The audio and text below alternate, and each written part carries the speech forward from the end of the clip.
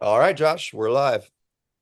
Ladies and gentlemen, welcome to the Arm Wrestling Showcase number 35. You all know our host, Kane Fontecchio with Alpha Empire Arm Wrestling, and myself, Josh Edwards with Nowhere to Run. Tonight, we're going to be talking to some of the competitors from last week's UAL California State Championship. We're going to get some of their thoughts on how their tournament went, and then also what they think about some of the standout performances. We're going to turn it over first to one of our well-known names in the community, Santino Bravo, multiple national champion, world champion in the lightweight division, and he is the captain of Sac County Arms. Santino, we want to get your opinions on what you think were the most standout performances of this weekend.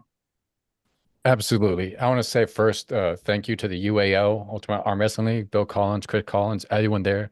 Put on an amazing tournament, and it was good to see a large showing from NorCal as well as SoCal. A lot of new faces showing up, putting in great work. So overall, it was an amazing event, and I'm very grateful to be a part of it. Obviously, some standouts from me, especially from our team, were Aiden and Nolan Craig, who you'll hear a lot about on this live stream tonight. But they are some of the best up-and-coming lightweights that we have. Aiden's only 17, Nolan 15. They've been at less than a year and had a stellar performance in a huge amateur 165 class. Also want to acknowledge Austin Finley. Again, someone less than a year experience, but really incredible performance, putting in some good work in the open class against some seasoned veterans, and also his performance competing the second day in the amateur class, pulling not only his weight class, but also a weight class above. So all in all, I'm super proud of our team as well as the rest of NorCal, but I wanted to really give a shout out to Austin, Nolan, and Aiden. Absolutely. Yes. Good to have you two with us. Yeah, so Nolan is here in the show with the green beanie. We got Aiden down below. Nolan 15, Aiden 17 years old. So you're looking at the future of arm wrestling right now. Yeah, I didn't get a chance to pull you, Nolan, but I did see your performance. You're definitely a natural, and I like that hit. I like that top roll. Thank you. Aiden, we did get a chance to after pull, and things hurt a little bit still after doing that. You got that hit on you, man. Yeah. That's vicious, dude. That's vicious. Keep up the good Thanks. work. I've been working on it. Yes, sir. So Santino, before we move on to everyone else's take on the event, was there anybody else any other names you wanted to bring up that kind of stood out for you? Absolutely. I got to pull against him on the left arm in the open class. Karian. I don't remember his last name, but it was the first time I've seen him in person, and I was incredibly impressed with his performance, both on the left and right arm. Though I will say, when I did grip up against him in the left arm, he was very much underestimating me, and I was able to get the jump, false start, but after that, he really showed his abilities and really taking control of the match. So I was impressed to see his performance as well. Cool. Yeah, Kareen, I first pulled him in the Kraken, I believe. That's the first time I saw him, and you know, got to pull him, watch him pull. That guy's an animal. The one thing I really like about him that I think is kind of comparable to Mike Brown is his intensity on the table. You know, it's rare for a lot of us. You'd think it wouldn't be, but some of us get up there and there is like no way, you know, that they're gonna lose, like in their brain. They're up there just like to kill, and I like that about him. He's definitely a serious competitor. Absolutely. Yeah, one of those that'll be different. You know, if you get to practice pull with somebody like Kareen, it might be a different experience than what your experience would be in a competition. Guys, serious business. So let's move. I think the biggest standout for me, like overall, has to be Anderson Oliveira. Coming in there, having his first super match, having it with Jamie, somebody of Jamie's caliber, and for him to win the way he did really just puts him on the map over here in California. I mean, I know he's been on the rankings, but a lot of people don't really know who he is, and I think that now people are kind of taking notice, especially Dallas. Dallas was kind of talking about it while we were there, so I think he impressed a lot of people. Definitely, man. That was crazy the way he put the stop on Jamie. And yeah, his performance in the tournament thereafter was just unbelievable.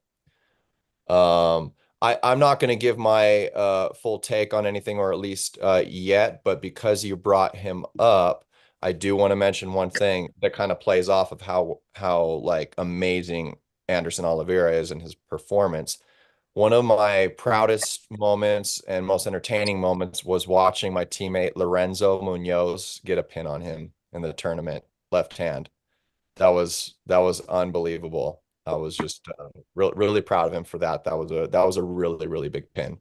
So that's all from me for now on that. But let's go down to the young brothers, Nolan and Aiden. What was your take on this event? First, was this your first UAL state championship for both of you guys? No, it was mine. Yes, it was. So Nolan, it was your first? It was my first. Okay, cool. Well, It was let's talk. also my first. Okay, all right. So Nolan, let's talk to you first. What in all, what was your take on the whole tournament in general? What was it like to compete there for the first time in the amateur class with what, like 25 people in the 165? It was kind of surreal, honestly, because I'd always been watching Aiden. He's been doing this way longer than me, and it was always surreal seeing him compete. Like, we went to a bunch of different UAL tournaments, and it was just so surreal seeing him compete and get good pins. And I had kind of just started getting myself into the sport at that time, and I never thought I'd get as far as I did, at least in this UAL tournament. So it was really just quite a fever dream for me. Cool, man. Right on. Same question to you, Aiden. What did you think just in general? Going into it, I definitely did not expect nearly as many people to be there, and just Yeah. like I was feeling pretty good, and it was really cool. I've never pulled with that many pullers. I've never had that diverse of a tournament. It was a really cool experience. Awesome. Yeah, for a lot of pullers that are, in their first year, maybe two, I always, if they're California or West Coast based, I always suggest that they do the UAL State Championship. At least for me, it's consistently been one of the most stacked brackets, even in the amateurs, which is kind of rare, and so you just know that you're going to get experience that compares to like 30 practices, maybe more. They're just so different. But the experience that you get from pulling all those different people in an actual competition on an actual stage, it is pretty cool. There's a lot to take to the bank. The only way that it doesn't kind of go to the bank to a learning experience is for those that maybe didn't have a good performance and they just get, angry, and then they don't compete again. But for those that see it what it is, a great learning experience, you can do a lot with that. So Nolan, what out of all the the pros, the amateurs you met, you pulled, what were some of the standout performances for you? I have to vouch for Santino on this one. Austin just blew me out of the waters. I was so surprised with how well he did. Going into the pros, he just absolutely obliterated my expectations, and especially in the amateurs as well, going above his weight class, just really shocked me. Now he's only got like a year in the sport, right? Yeah, he started with practicing with us just this last May. This was his fourth tournament. So he's incredible. Unbelievable. And to do well at a showing like this, that's tough, man. There was a lot of talent there. Both in the His amateur. first tournament was Sonora, right? Sonora or Tuolumne, whatever one came first last year. I believe it was It Foamy. was Sonora, and I remember him walking up, and he was just like a guy that was like there, and he was like, "Can I try this?" And he went, and yeah, it was really cool. Yeah, it's cool to see him still doing it. Yeah. Yeah, we all love that. And they come in, can I try this? Yeah. And I was everybody- wondering, Is this how you do it? am I on? Can you guys hear me? Yeah, we Yes. can hear you, Stephanie. Did Nolan pull my son? Because Addison stayed to pull, my son Addison stayed to pull amateurs on Sunday. Does anybody? How old is Addison now? 16. 16. Do you guys know if you pulled Addison at all? I'm not sure. I think I can look think it up. Nolan Don't- did. Remember pulling against Addison. Did you? I don't think I did. I don't remember. I might have. I don't remember very many names on stage, so I'm not too sure. How did Addison do, Stephanie? He said he had 2 wins and 2 losses on his left, and I think how'd you do on your right, Addison? I just got 2 losses on my right. Oh, he just got 2 losses on his right. Okay, that's great. To be able to take some wins home, that's fantastic. If Addison's there, congratulations, bro. Yeah. Thanks. He's sitting in the Yeah, back. great job. Want to say hi? Put the light on and say hi to everybody. Hello. What's up? There he What's is. up, buddy? What's How you doing? happening? Man, it's been a minute since I've seen you. Yep. You're getting Yeah. older and bigger, getting them gains. Yeah. So we hold it. We went to Iron Wars, and then we did strict curl, and then I asked Addison if he wanted to stay with Dave and Kyle and then pull in the tournament the next day, and they're like, sure, we'd love to have him. So I knew he was in good hands with our arm wrestling family there, and it was so exciting for Dave was texting the videos as Addison was doing them, and me and Leia were like watching him on the iPad, all excited. It was so fun to watch him. It's like as if we're there cheering for him. So, and fun. I wanted to be there too, but it's probably better that someone else is cheering for him. You know, when the mom gets in the crowd and she's going all crazy for her kid. That's Get nervous. Yeah. And it was really weird because the night before, before I went to bed, I kept thinking to myself, oh my God, what if Addison breaks his arm? And that's the dumbest thing. Why in the world would I think that? That's when I just had to tell myself, okay, he is totally safe. He is just fine. He's pulled in tournaments. He's been to practice. And he's with Dave and Kyle. I mean, come on. Say anything you want, Edison. This is like I don't have anything to say. But they're talking about what they thought of the tournament. Who did you like to watch pull? Yeah, it was fun. I like that the one old dude that destroyed everybody. I was really surprised. Jim Coyle. Did he have an old man strong shirt on? And what was his name? I forget. Did you like Varesh? I like everyone. Yeah. Okay. Sorry, I was interrupting your train of thought. I just wanted, when you were still talking to the teens, I wanted to just throw in. I didn't know if anybody remembered pulling Addison. Well, there is one person that does remember pulling him. Well, I mean, or at least did pull him. And that is Brian Butcher in the chat. He's my teammate, and we've been behind Brian 100%. And he's very talented. He's one of the only people on our team that actually will pull out a notepad and write notes when we've got coaches. Oh, really? Stuff. Oh yeah, he's very serious, and Watch the footage. yeah. So I guess he pulled you first. He pulled you first, and I think you beat him. And that's a big feat. Brian's very strong. Yeah. Was it Yeah. on the left? Let me see. Did he say? Oh yeah, it was on the left. Yeah. My left is my better arm. Okay. Would you say you're more of a hooker or a top roller on your left? Oh, top roll for sure. Okay. All right. Yeah, my press is weak. Okay, so let's shift things over. Well, first, I'm going to jump over to you, Aiden, in a sec here, but while we've got you on, Addison, who was some of your favorite standout performances at the event? Oh, me? Yeah. Yeah, Addison. Um. Well, I thought it was pretty cool that, well, it was really crazy, really, that like everyone was pulling in the 165 class. So I was kind of nervous because even if I did win a few matches, I would just be totally fried for any of the rest of them. But who's your standout? Who did you like watching pull? But I don't really know many names. That's Yeah. okay. You and me both. That's one of the many areas Josh comes in to help me out here. Of a match you Yeah. like. Yeah, was there somebody you can remember that was just your hardest match that you had? Can you remember that name?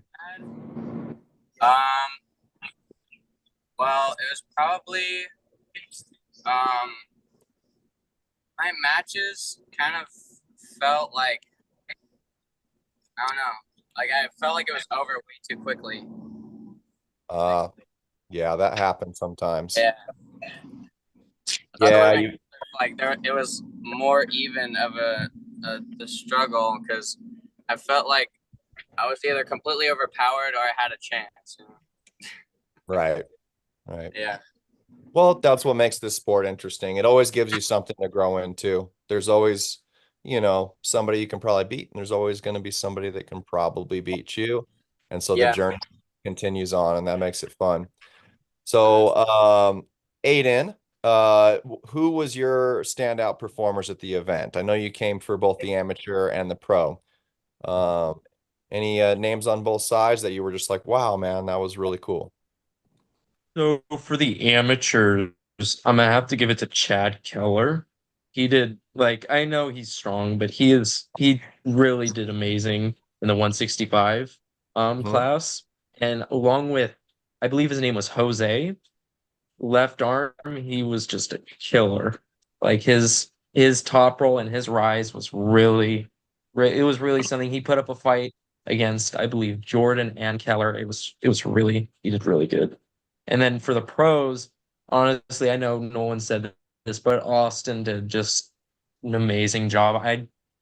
When he was going up against Ricky Ramos, I was not expecting him to take that, but he really surprised me right there. Good stuff. Good stuff, man. Yeah, he was very impressive. Did you guys happen, you 165 guys, did you happen to recall Manny from my team? Manny, Small yeah, I small believe I guy, pulled him. Alpha Empire, real strong. He did pretty good. Yeah, he has. Yeah. Oh, yeah. Yeah. I know, Manny. Yeah. He has really incredible side pressure. I was feeling him after, and I really had to commit my shoulder to be able to contend with his side pressure. Right. Yeah. Yeah, that's what everyone kept talking about was his side pressure. Yeah, He's he got, flashed. I got wrecked. yeah. Here's my loss on my left. On our team page, we post a lot of lift videos to keep each other motivated and everything.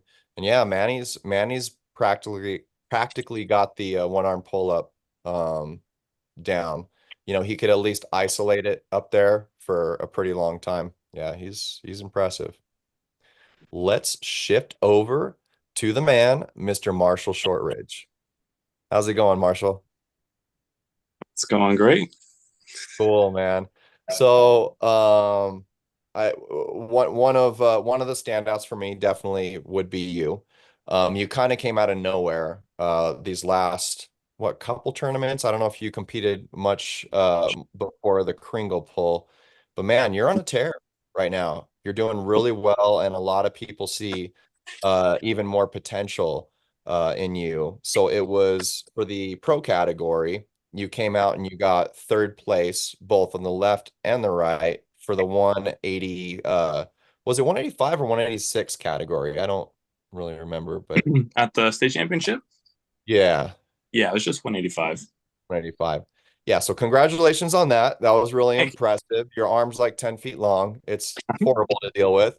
And you're very strong to boot. For you, in your opinion, what was the experience like? Who were your standout performers? Mm. Lay it out. Yeah, well, thank you for the compliments, man. Those are some kind words. Yeah, the experience was better than I expected. I think I would have any shot of placing.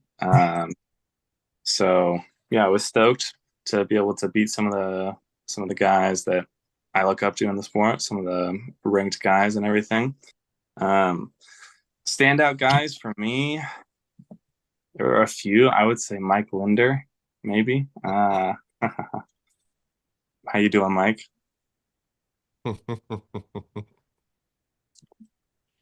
You're good, Marshall. Still got your number, though. Still got your number. I know. I do. Yeah. Mike, It's only a matter of time. Only a matter of time till you beat me, Marshall, for sure. You're getting good. I'm hoping. Thank you. But yeah, I mean, for 165, how long have you been arm wrestling, by the way? Maybe a total close to 3 years. Wow. Yeah, that's wild. Pulling both classes and just crushing it in both is really, really impressive. Thank you. And then Kareem would probably be another one. Kareem, I feel like his progression has been crazy. Like, I pulled him back in August, and at the time I was able to beat him.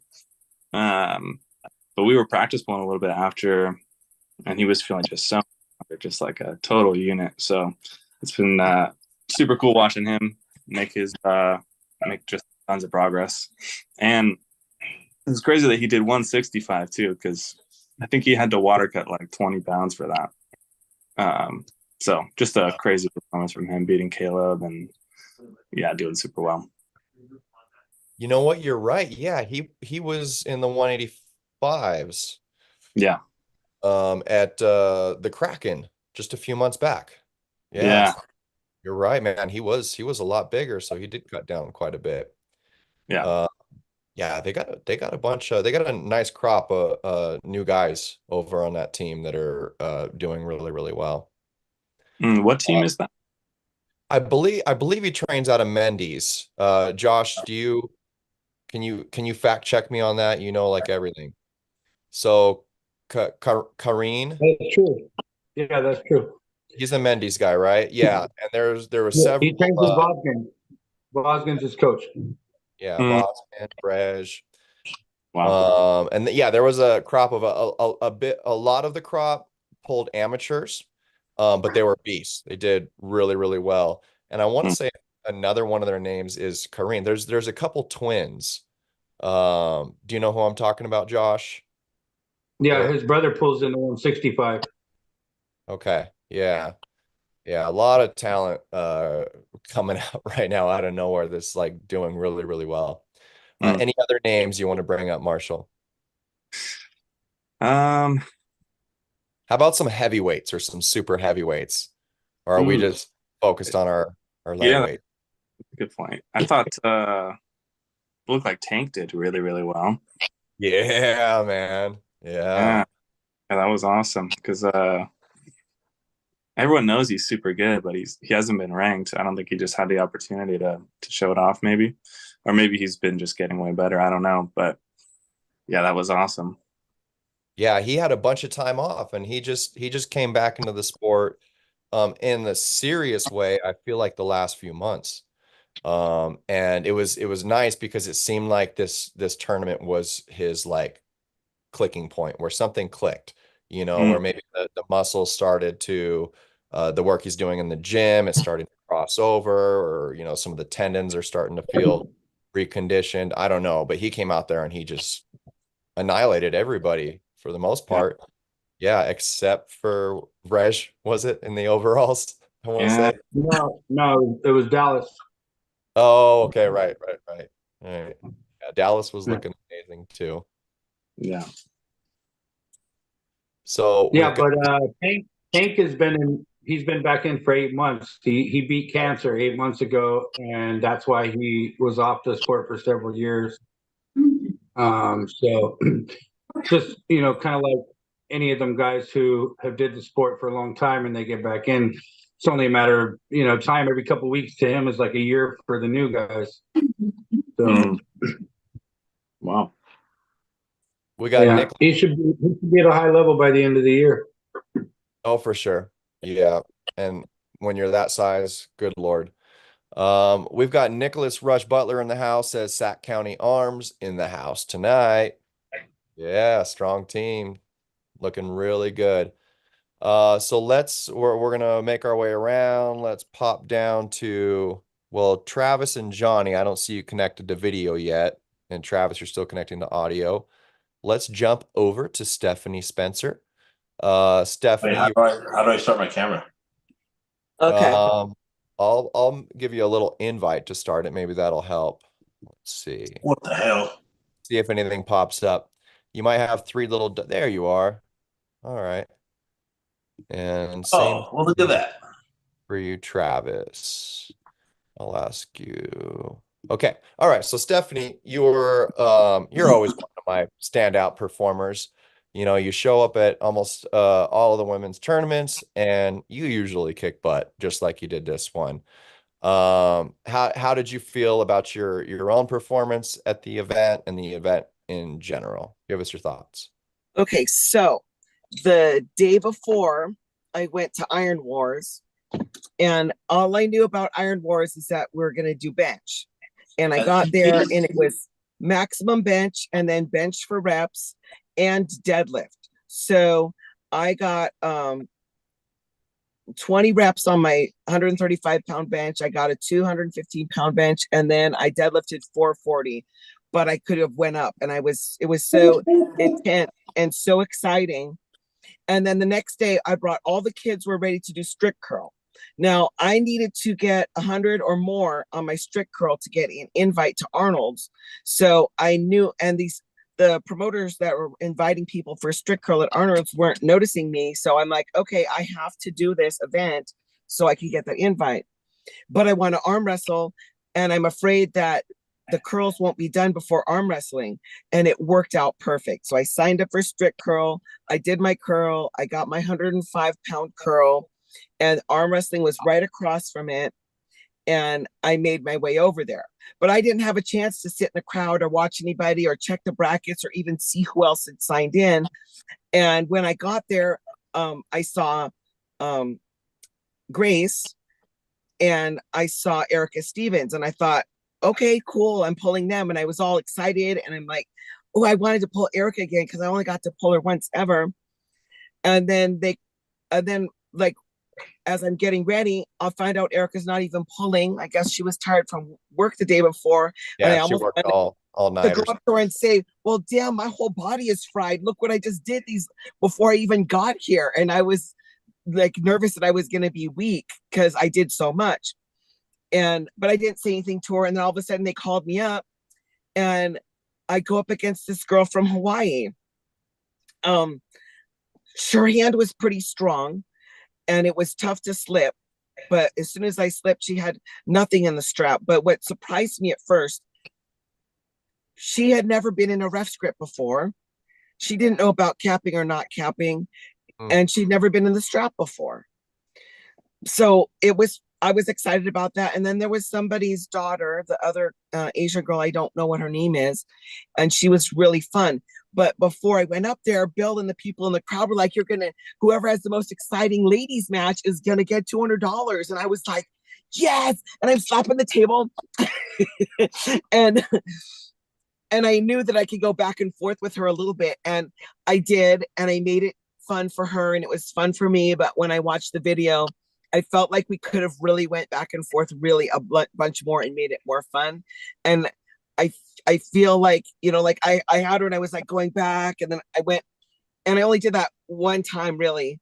And I could have did it more, and it would have made it more fun. And I was really trying to be exciting. Not that nobody else is going to be exciting, but Leia and Grace is just a pin.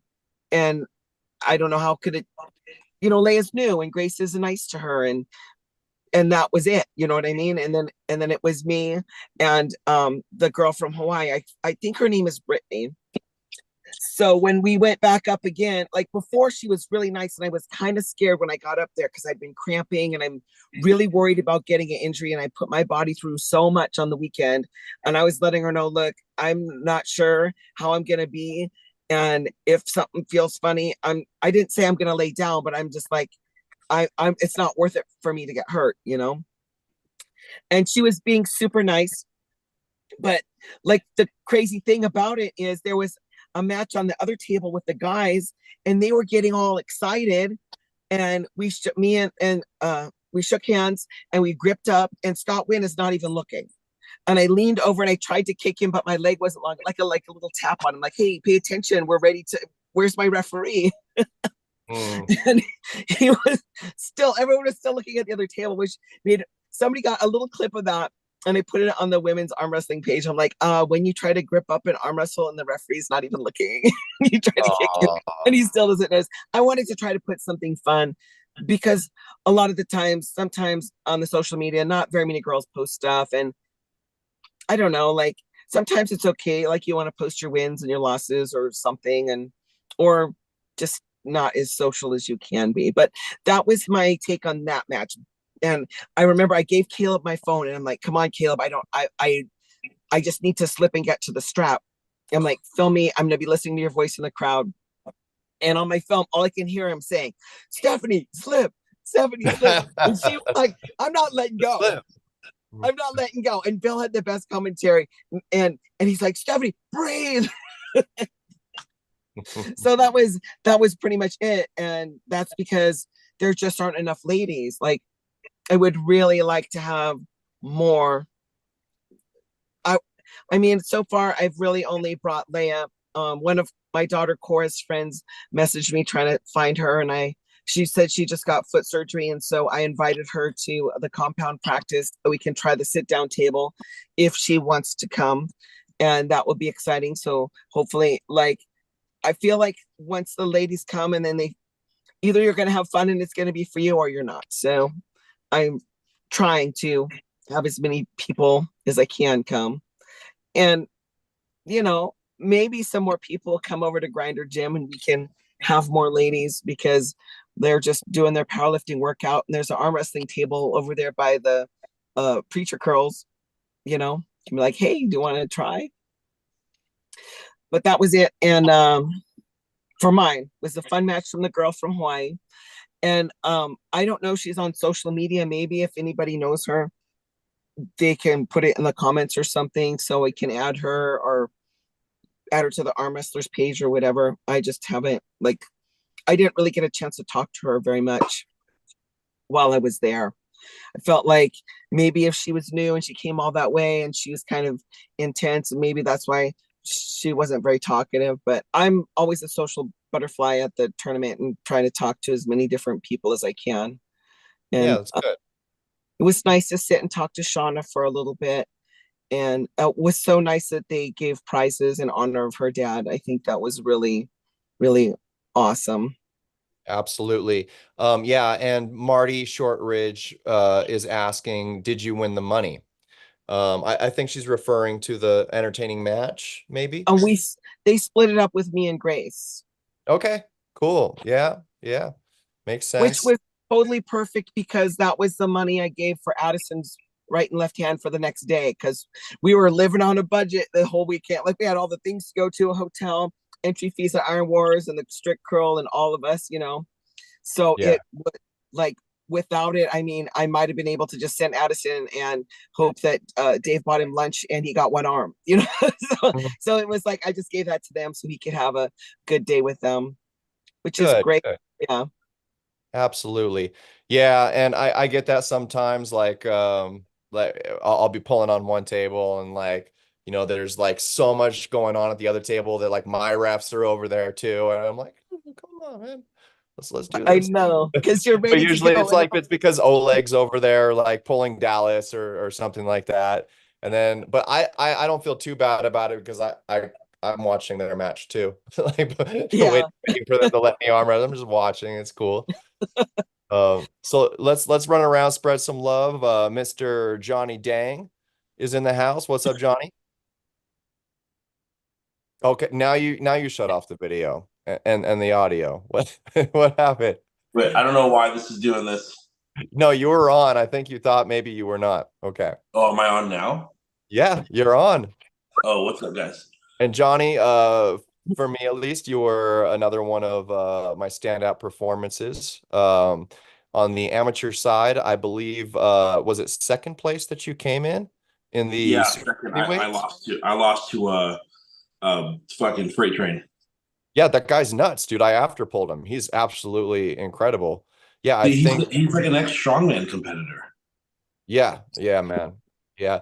I mean, I saw him annihilate everybody my first amateur tournament 4 years ago at UAL State Championship. And I'm not really implying anything because I believe he took some time off.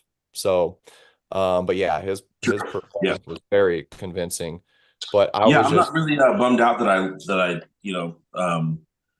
fell short, but because the first match with the guy, he rolled right over me. And then I kind of took some pointers from Derek, and I was able to stop him for like a second and a half, and he still pinned me because he's wildly strong.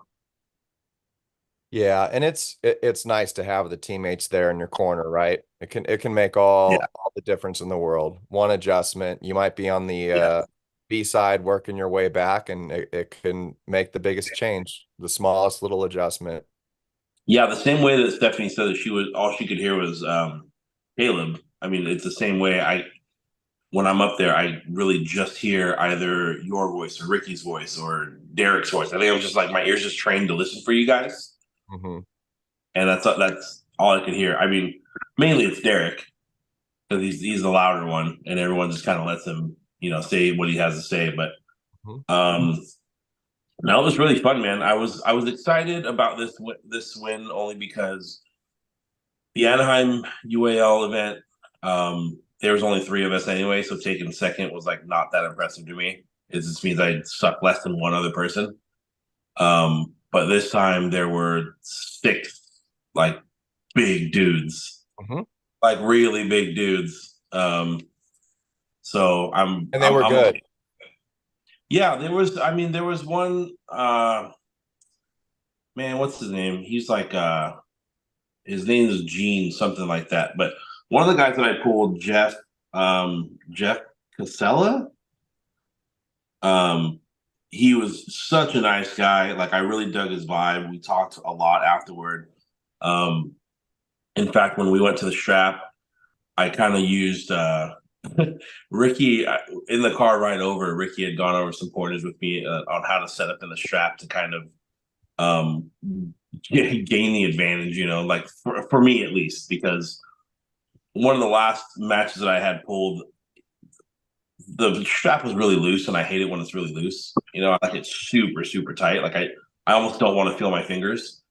And so I was going over it with Ricky, and Ricky was kind of showing me how to like make sure that happens. And I did, and I was able to get the win. Not by a whole lot, but I did. But that was against Jeff, and then against the other guy, Gene something. Jeff said his name is Gene Stigberg, but I don't know what his name was. I don't remember his name being Gene. But real young kid, like built like a brick shit house, ponytail. He said that was his first competition. So it just kind of, I mean, the way I beat him, it kind of reminded me how Casey beat me in my first tournament. So I kind of felt bad for him because I know how it feels, but I kind of don't feel bad. Did you feel with the referee that when you got in the strap, do you feel like he did it tight? Yeah, honestly, I don't even remember who the ref was. I know that the one that Gene kid, there was actually, I got maybe an inch from the pad, and I let up, and I think he counted as a he lost 2 because he let up, and Bill looked at me like, "No, man, I didn't call it yet," and so I just kind of like gingerly touched his hand to the pad there. But yeah, Well, I felt like the one ref, the older guy, I think he had gray hair. He put the strap on the tightest. I really loved the way he put the strap on. Out of all the tournaments I've been to, he just put it up real nice and snug. It felt great. And the other girl who was brand new and never strap before afterwards was complaining and showing people her hand and how it hurt. And I was just thinking about, You good? Yeah. I don't know if it's good to. Yeah, I'm fine. Okay, can you help me get Riley out? You just got out your phone. Travis is talking to us. Travis, was that an earthquake you just felt? Yeah, that was an earthquake. Yeah, did you guys feel that too? Yeah, oh, you did too. So all the SoCal people, we all just felt it. Oh, that's why I looked around. I thought my neighbors were, fell down or something. That was a solid one. That was a solid earthquake. Yeah, it must have been down there because, or a good one, because up here on the mountain, it's all granite. We normally feel like no earthquakes, but I felt that. So, are you guys okay? We're good. That's crazy. Yeah. Yeah, we're good, but it felt like it was like right under me. That's what it felt like. I was in the garage. I was like, oh my God, that was pretty good. Okay. Yeah, I just remember thinking my neighbors aren't that fat. Oh my God. Yeah. I was like, I've seen them. They're not that bad. A lot of times a little one can precede a bigger one, right? I don't know. So if you guys need to that is what she said, for a minute to take care of anything, yeah, no worries. Do what you got to do. But back to the topic, it really is amazing how much of like a monumental difference a slight change in the strap can make. Oh yeah, 100%. And I wanted to make sure that I got that advantage. I needed it to be as tight as possible because there was I pulled one a loose strap before and I don't like it.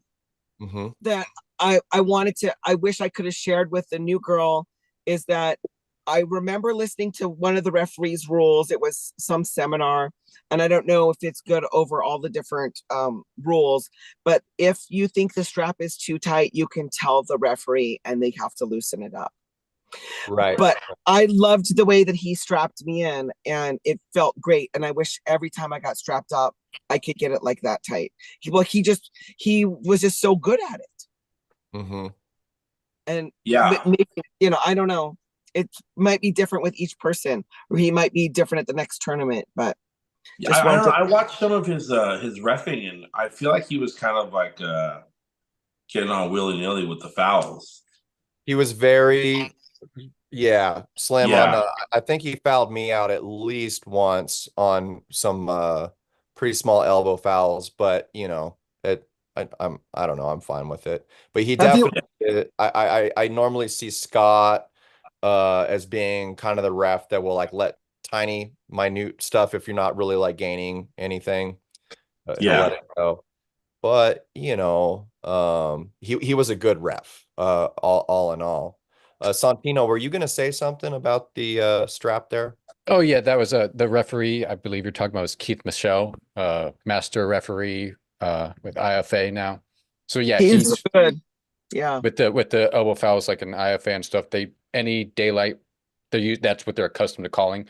So whether UAL often will allow just a little bobble of no position gain, so that could be just a minor discrepancy. But yeah, about the strap, like whether it's WAF or IFA, the official rule regarding it is that normally everyone's under the impression that if you want it loosened or tightened, like whoever has the buckle gets to decide. When that's not an established rule anywhere, that's just something that we've been accustomed to. Normally, the strap is the only purpose of the strap is to prevent the hands from coming apart.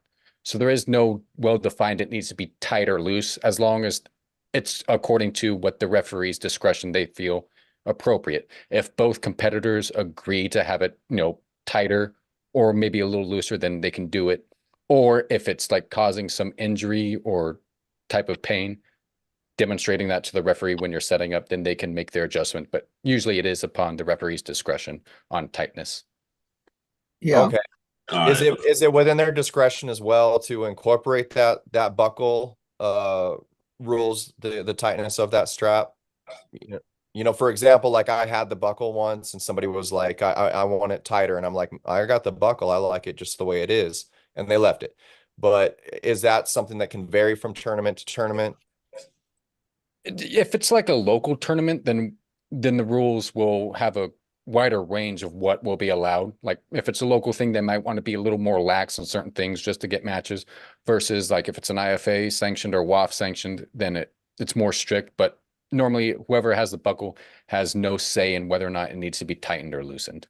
But Interesting. generally, the buckle side sometimes will dig into your wrist more and could cause pain. So in that case, you might be able to have more leniency if it's demonstrable that this is causing some kind of pain. Yeah. Yeah, that was one of the first like major things I feel like I learned in this sport was losing in the straps and how powerless you can feel sometimes by getting a strap you don't want and the other person getting the strap that they want. So anybody like learning or that's taken a loss like that, you know, you learn real quick to fight for what you want. First, learn what you need in the strap, and then learn to fight to get that in an actual match because your competitor probably is going to fight. Yeah, What side of the table do you need to be on to get the to buckle? Your hand, whatever, if you're pulling right hand, you want that facing the head referee side, and vice versa. And as For the strap, different to get the strap, get the strap or to get the buckle. to get the buckle. I mean, yeah. Yeah, buckle. You want your wrist, the backside of your wrist facing the head referee. But Santino's right. It really is a rare occurrence that I've encountered a ref that does give you a little more power of authority in terms of the tension of the strap when you have the buckle. So, you know, I think more people are that apt to not have the buckle side just so that their hand doesn't get pulled down when they tighten it. Yeah, there's a lot of obviously a good referee will make sure everything's equal, but there's that whole debate of like buckle side is a negative compared to the other. In terms of like the physics and leverage, everything being equal, there isn't any advantage gained. But what happens is when the strap is applied, that's where those discrepancies can happen. And generally because the buckle side is the one that gets pulled down, if the referee is not on top of it, a lot of times competitors, the webbing will slip beneath just because of that you're ratcheting down on this side. So that's where some of those issues of, well, the buckle side is the less favorable side. And also how the asymmetrical nature of refereeing, where the head referee is up front and sees everything compared to the down ref, who there is a little bit of distance between them and the downside competitor. So that difference in what certain referees see can lead to some advantages or disadvantages gained in that position.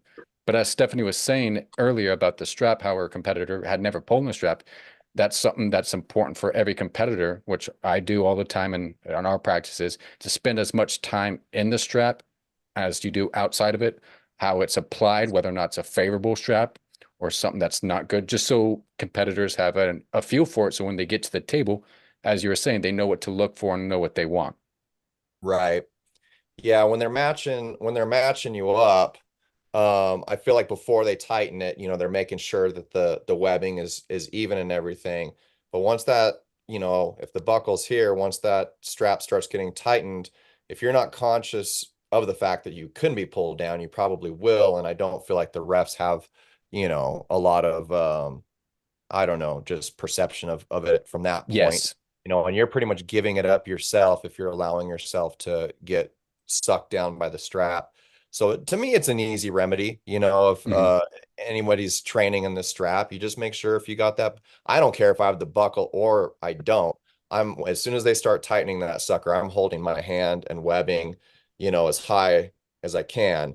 I'm not like trying to do this so I can get fouled, but like, you know, as soon as you feel that tension, I'm, you know, trying to fortify that riser. I think everyone should do, unless they're trying to be, you know, as I like to say, it's like your grip, your responsibility. If you're not saying anything, the referee is, if they think it's fine, they're going to go with it. So it's always important, whether or not you're going to get the call or like things favored, to make it known what you're feeling in that grip. If you don't like something, you feel your opponent is rising or getting that higher webbing, to make it a point of making it known. So that way the referee can re-examine to make sure everything's right. Because if you don't say anything, referee looks good and they're going to run it.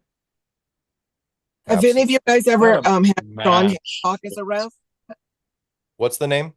Sean Hancock. Yes. I think he's excellent. Unfortunately. Amazing. He's out of all the places I've been, he does not miss a thing. He's really fair. His energy behind his reffing, it's like you can feel his love for arm wrestling. Like he's one of my favorites. Interesting. Yeah, Yeah. absolutely. Whether it's like an amateur match or like the top elite, he keeps Yeah. consistent, focused, making sure everything is right. He's He's just a really so great good. referee. He's excellent. Yeah. He refs. Is it for IFA or PAL? Yeah, he runs the PAL in North America, and he's also a IFA master referee. Okay. Okay. Yeah. Well, yeah, I want to, first off, you guys can all like jump in on anything that you want to say. Don't worry about cutting in. But before I jump over to Travis and Mike here, there's one name I just want to make sure and put out there real quick, because he definitely deserves it. That's Caleb Ricks. I don't know if you guys agree. He had an incredible performance. I believe he's the top guy in Texas. I don't know if he's like the top guy, because I'm pretty sure he's a heavyweight, but yeah, he had a very, very impressive performance there. He was supposed to come on the show today. I knew he was working. He thought he might have been able to pop in, but last minute his work didn't allow him to. So I just want to give a major shout out to Caleb Ricks. It was my first time seeing him pull in person. The dude is an absolute beast. So strong. He went through a lot of people that I have very high respect for. Did anybody have anything they wanted to add about Caleb Ricks? Other than being a fierce competitor, it's always good to see guys from out of state show up, because it's difficult to make travel for a tournament. Us NorCal guys know that. When traveling SoCal, we know it is an effort in terms of money and everything. But for guys out of state to show up at these tournaments is great to see, and hopefully we can make it easier for them to come and compete, because it's good to have top competitors from out of state to show up, just to gauge where we are as a state in comparison with top ranks in other states. Yep, absolutely, 100%. Yeah, I was just hanging out over there on Flow Arm Wrestling's live stream the other night, and I'm starting to poke at them to get another Florida versus Cali going. So we'll try and make that happen. It almost sounded like they'd be willing to come out here for it again, but obviously the fairest thing would be for Cali to go to Florida this time. But yeah, I definitely want to see more of that, some state on state action. But yeah, Caleb came out here and he just went to work, man. So let's hop over to Mr. Travis Proventure. What's up, Travis? Going on, guys? How you guys doing tonight? Good, man.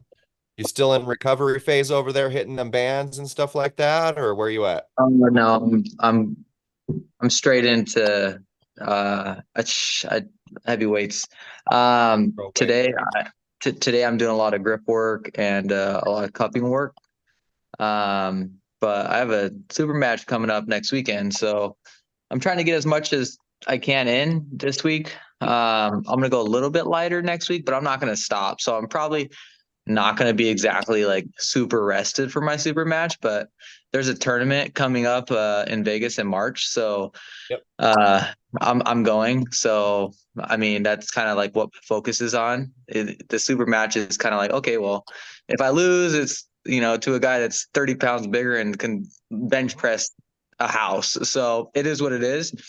But I think it'll still be a good match, but I'm not going to stop my lifting just because I'm having a super match. So I don't think California, besides up north, is having a tournament next month, right? Just No. Southern NorCal. Yeah. Yeah. There's like the Almond Festival or something like that. Yeah. Yeah. February 24th. That's on my birthday. So, yeah, I don't know. Who knows? I might be able to make it up there. If not, I'm for sure already going to Vegas. So we'll see.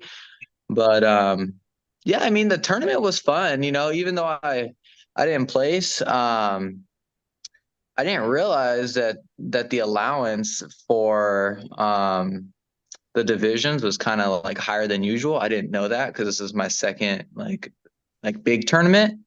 I went to the Anaheim Fit Expo. I don't remember what the weight allowance was, but somebody told me like the weight allowance for this tournament was like 5 pounds or something like that.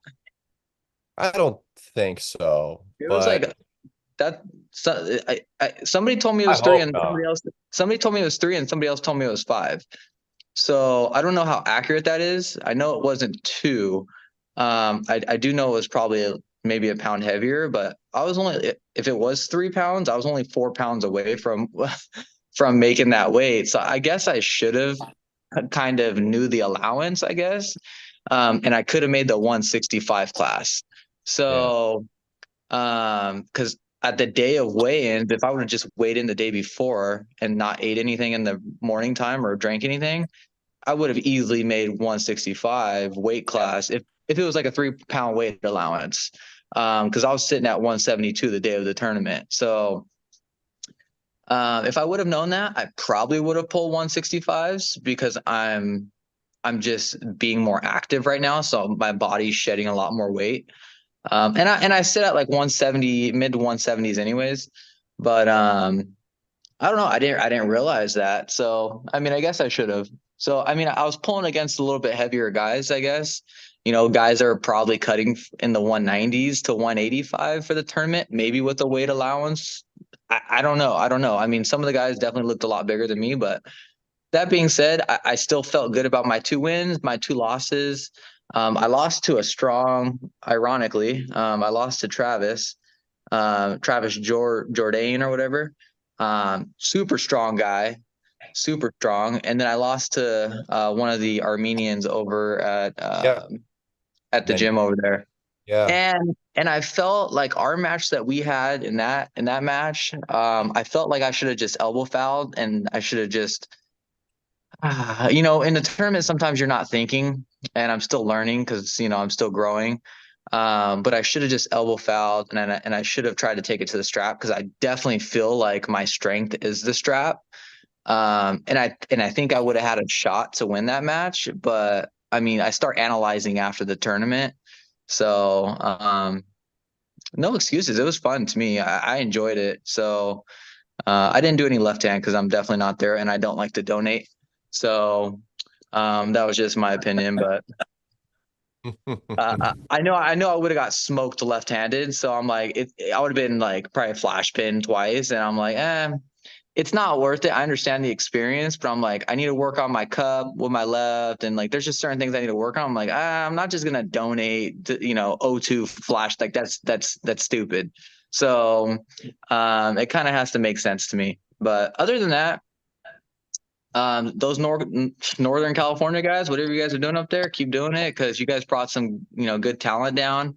All you guys pulled really well. Johnny did really well. Elijah pulled, I was cheering Elijah on over there too. I mean, I was like, man, that kid's gonna be really good. There's a lot of guys, that are just hopping in it that are just already good. And I'm like, God damn, I'm like, I gotta keep training because I mean, I can't have a guy pass me that just jumped in last week, So that's kind of how I feel, like I train, I'm like, I gotta make it worth it. So I mean, everybody, did well. I mean, I feel like everybody had a good time.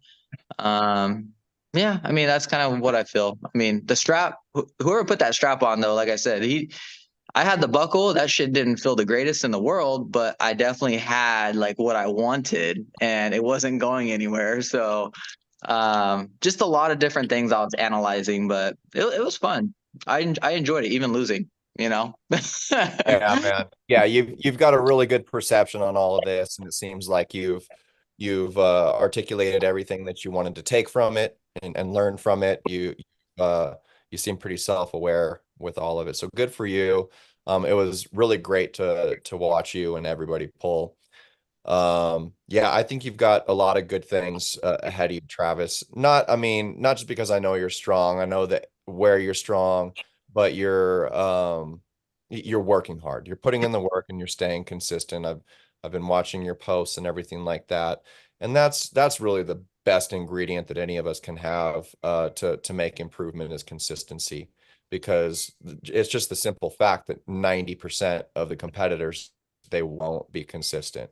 So as long as you're staying consistent, they fall back, they're running a slower pace, but you're kind of like that little engine that could, if you Yeah. push. And absolutely. I mean, that's kind of like, even like tonight, like I'm not like, look, I mean, there's days that I'll be honest, like I just don't want to work out, or I got family stuff going on. Like if I just get in the garage 25 minutes at least, like I feel like I'm like, okay, I was productive for what I'm trying to do. Like tonight, like for instance, like I'm not trying to throw a sad story on here. I wasn't even really going to hop on here to be honest with you tonight because my dog has been kind of being weird the last few days. And I just like checked him today and was kind of analyzing him a little bit. And in the last 2 years, my mom had two dogs die and both had cancer. And my dog, he has like the same similar symptoms right now. So like he's kind of acting really weird. And I'm gonna take him to the vet tomorrow, but like I mentally just like had everything going through my head, right? I'm like, I don't want to work out, like I'm not mentally there tonight. But then I'm like, look, I mean, I love my dog. I'll spend time with him after this, but like I have to just stay consistent on what I'm doing no matter what's going on. Like I just laser focus. Like I have a goal that I set out at the beginning of the year. I'm not going to steer away from it. Like even if something hits me mentally, you know what I mean? So that's kind of like what's going on tonight, right? So like that's why I wasn't going to get on, but yeah, like, and me just saying that, like everybody has something going on in their life or in the world, like, and they're going to be like, oh, I can't do it mentally, or like I'm not in it. Like trust me, I'm there with you guys, and I know exactly how you feel in those times, like right now. But I'm like, no, I set something out for myself, and I just have to stay consistent, and like I'm not going to steer away from it. So that's kind of like where I'm at tonight. So that's what we're doing. We're still training, but we're not fully here. Well, sorry to hear about your dog. I hope everything works out with that. There's one thing that always speaks to me. I don't know if you've heard the story about Derek Smith's tattoo that says like one love in German. And I guess his reasoning to that was as kind of a reminder to not let this be a passing fad or something, like to stay committed Yeah. to the goals that he's made in the sport. And Guys, that's it's been fun hanging out, but I'm gonna have to take off. I might get back on, but I don't know if I want to get Brady bunched again, falling asleep. But I totally meant to congratulate you too, man. I mean, you're killing it. I know you just joined Alpha not too long ago, but goddamn, I can't wait to see that match next weekend. By the way, I mean you and Will, that should be fireworks. So thank you very much. Yeah, it's gonna be fun. It's anytime you get to pull on the table, it's always a great experience. Sure. Well, before you pass out, Mr. Mike Linder, first place on the left arm in the Pro 165. Third crazy. place on the right. Damn. Just came into the sport, just came onto our team, is one of the most committed guys on our team. So very impressive, dude. Really glad to have you on our team, man. Appreciate it. Yeah. All right, thank you. Marshall, you keep practicing. I'm gonna keep beating you the same way until you beat me. So I don't know if he's still on here, but watch out. I'm gonna keep doing that same thing to you until you can figure me out. Yeah, I'm gonna work on it. Yeah, Have a great let's be night, hiding guys. over there. Later, brother. Don't be hiding, Marshall. That guy is an up and coming star right there. Yeah, Marshall's a badass for sure. Yeah. I'm gonna get the hell out of the 185 division. So I don't gotta deal with that guy. Yeah. So yeah, you were referring to your super match earlier, Travis. That's going to be with Andrew Sanchez. So last week on the show, Derek Smith just brewed up a bunch of matches. I'll go ahead and fly through those matches real quick. We've got Travis versus Andrew Sanchez, which I think style-wise is going to be a very interesting match.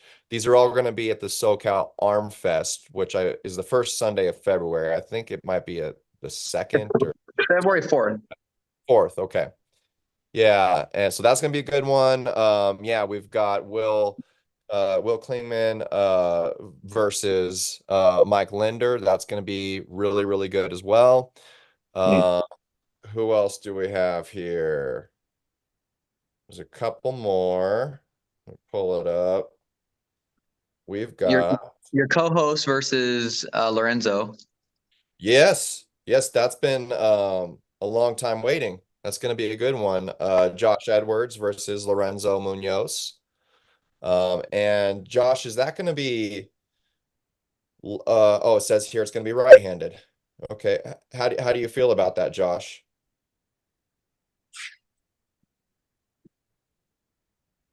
Why does it say Andrew Sanchez though on the flyer? Oh, they fixed it. Okay, so that's an old flyer. Okay, gotcha. All right, so Josh must have stepped out for a minute, and then the other match is going to be myself with Don Mormon, right-handed. We ran left-handed a couple months ago. Well, yeah, during the summer maybe. Yeah, he beat me left. It was a 3-2, really good match. So I'm looking forward to the right hand with him. And in the chat, we've got a few people popping in here. We got Mika is in the house. Yeah, Mika's the man. He's one of the dudes that, like, I don't know, like, do we even have to say it? Dallas Langston, Cody Hadley, Mika, those guys are always fun to watch. They had some really good matches at the event to watch.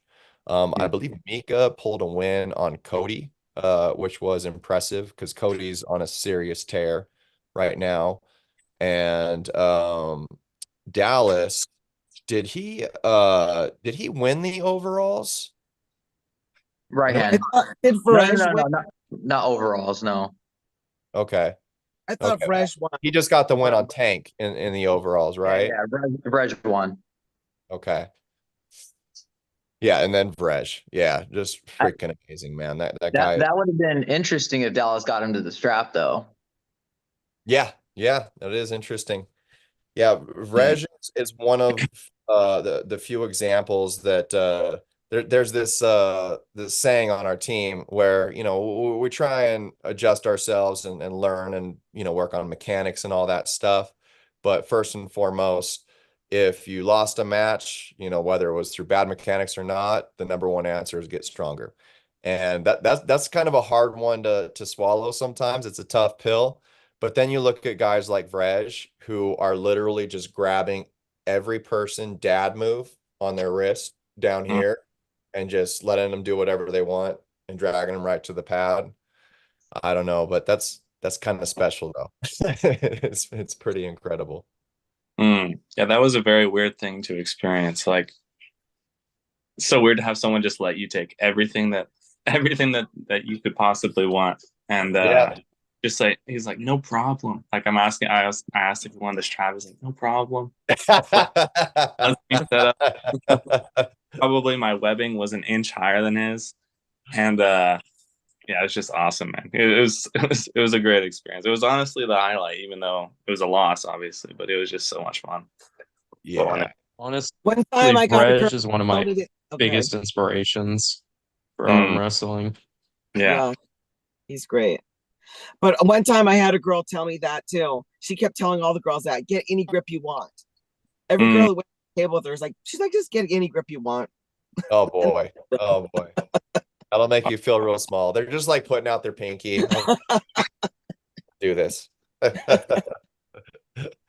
So yeah, Mika says, what's up? Derek Trung says, see you, Mike. I'm guessing he says my teammate Derek Trung is talking about practice on Sunday. I'm looking forward to that. Derek asks, did they fill out the 5th match? Manny wanted one. I don't think they, unless there's something I don't know. I don't think so. I believe he made it a full card at 4 matches. It's Derek and Eli. Oh, that would be great. That would be great. I want to see that. Yeah, left-handed. Wait, you're being serious? No, I wish I was. You want to make it happen though, right? Yeah. I do.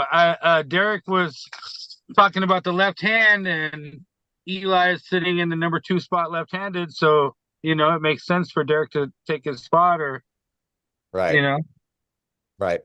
But if anything was proof to us at this state championship is that in at least the lightweight category, I think we have room for an even lighter weight category. We had Oh a my gosh, really we had at least, okay, so out of 25 entries, I know for a fact that 10 of them at least were under the 140-pound mark. Yep. Yeah. Yeah.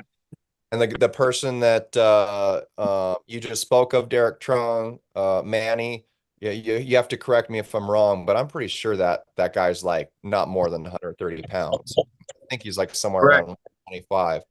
And Manny was incredible at the event. I don't even know if he's really competed at a tournament, but he did absolutely amazing and very strong. So I would love to see a competitive class that is below like 138, Be perfect for me. Yeah, right, right. I mean, even if we did just dropped at 15, 20 pounds, but below 165, if we were somewhere in like did like a 145 and below or 150 and below, it would definitely change a lot. And I think we'd get to see a lot of athletes full potential. Yeah, Derek Trung, who's bringing it up in the chat. I mean, dude, you're like very light. And Hey, correct me if I'm wrong, Kane, but you're the king of California, 0 to 150, right? Well, I mean, that's open for debate because in our CAL league, we don't have a 150. It's 165 and up. No, I know we The don't, King but of Cali, for that king of Cali, if we ran another King of Cali event and they wanted to do a 150 super match, I'd be happy to put up my arm. The only issue is I might more be willing to surrender it to somebody that competes for it in another shape or form. I'm not sure if I could see myself getting down that light again. right. It was pretty easy then, but it would be hard for me now. So I would love to see somebody that if there was two people that we can decide are the top contenders for that at 150 pounds, that could have a super match at King of Cali if they run one again, or I don't know. I'd be happy to give the title up to whoever wins that. Christian's pay is like 143. Oh yeah, Yeah. I would and he think competes in like 205 sometimes. Yeah. Christian, it would have to be Christian, Chewy, Santino, and Danny Dowler. Yeah. So maybe a round robin then. Yeah. What I would about think those people? are the 450 that are elite, or the top of the echelon. Yep. Yeah, let's run it. And the other thing we have to make happen. So yeah, that was one thing. There was a lot of proof. We've got room for a lighter class. We've got so many people that got into this sport in the last year that are in that sub 150 range. Yeah, that's one of the things, because I have like a list of stuff that is more like the CAL league and a committee related. So I think that might be better brought up in a different stream when they could be focused on that. But yeah, about the state rankings, what should our weight classes, now that we're getting more people involved, be? One for our state here, but to be more competitive and in line with other states. So if we have an athlete going out, they're not having to cut 10 pounds or being 10 pounds under. But again, I think that's a discussion for another stream. But like you're saying, just briefly, conversations with Bill asking, he's thinking about maybe introducing back that lighter weight class, like a 154, gauging what kind of participation is going to be there. Because obviously we want promoters to have as many people in their weight classes as they can.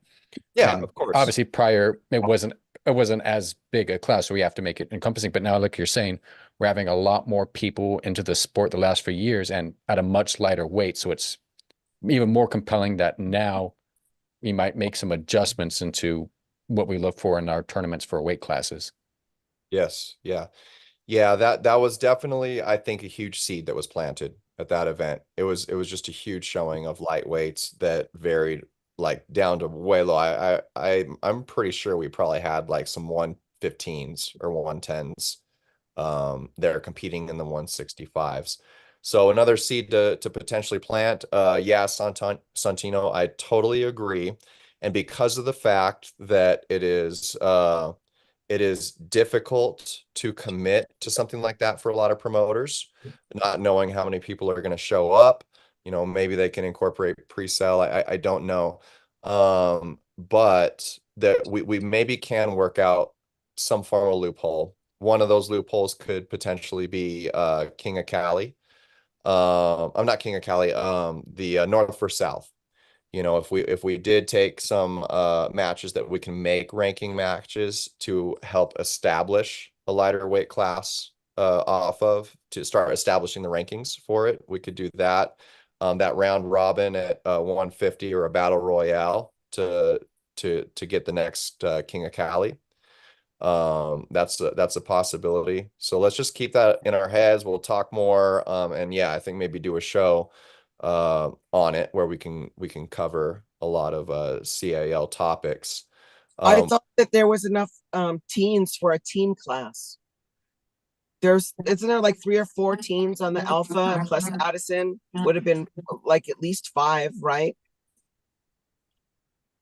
Wait, teams on Alpha? Team. Teenager. Oh, right. The youth division. Yeah, you're reading my mind. That's the second thing I want to touch on is that Josh and I are pretty hell-bent on getting a youth tournament going this year, an all youth tournament. We've just got to work out the ins and outs for it. But I was real excited to meet guys like Nolan and Aiden at the tournament. I'm really glad that Addison made it out. We need to get a tally of who would be willing to compete in an all youth tournament, and we also need to pull everyone else out of the woodwork. You know, Aiden and Nolan, I know you got some strong friends. I know you got some friends that we do have some other youth competitors, teenagers that come to our practices regularly that also in that same like sub 150, 140 weight class. Okay, perfect. We have David and Dennis. Would be. I was thinking about having an arm wrestling team at Xana's school, and her school starts kindergarten to 8th grade. Yeah, yes. that would be great. Yeah, and working out the details can be tough, but you know, if you can make that happen, that would be incredible. Because all the kids love it. I mean, like she goes to school and tells stories about traveling and going to tournaments, and all the kids want to arm wrestle, but there's no table and no, like it would be because they have different after school clubs, and I really been wanting to do it. I guess I would have to just have me and Kyle do it. And it's so I don't feel like everybody has a talent as a teacher, and I don't feel like that's my talent. Otherwise I would be in there, and it's kind of scary because you don't want any kids to have an arm break. And I remember Candy Passmore posting about how her one son was at school arm wrestling with his friends and he broke his arm. And that's so scary. As a mom, it's so scary to me. It's tricky with schools, but you know, if everything was covered, you know, it would be great. There'd be so much benefits to it. But obviously the first step, you know, would at least be some kind of bridge from our local schools to our local teams. You know, if somehow we can advertise through the school, letting them know if they're looking for an after school program, hey, come to this arm wrestling practice, you know, meet so-and-so team on so-and-so day, and it could be something that they can get involved in. And then the school doesn't have to really be liable, you know, nothing's happening. Good idea. That's a good idea. Yeah. Hey, I gotta hop off, guys, but it was great chat with everyone. Right on. Good to see you, Marshall. Thanks for coming on. Thanks for having me. See you, Kane. Bye, guys. Adios. So I'm going to run through the chat a little bit more here. Who do we have? Okay, well, yeah, Mika's given us some lowdowns here. So Yeah. What was it? Dallas lost to Vrej in the overalls. Dallas won the 205 right hand. And he says a big one was also Ole left-handed coming up to 205, and he took the gold on the left. Yeah, very, very impressive. He said versus Vrej, if you can't open his wrist with top roll and then transition to press, it ain't gonna happen.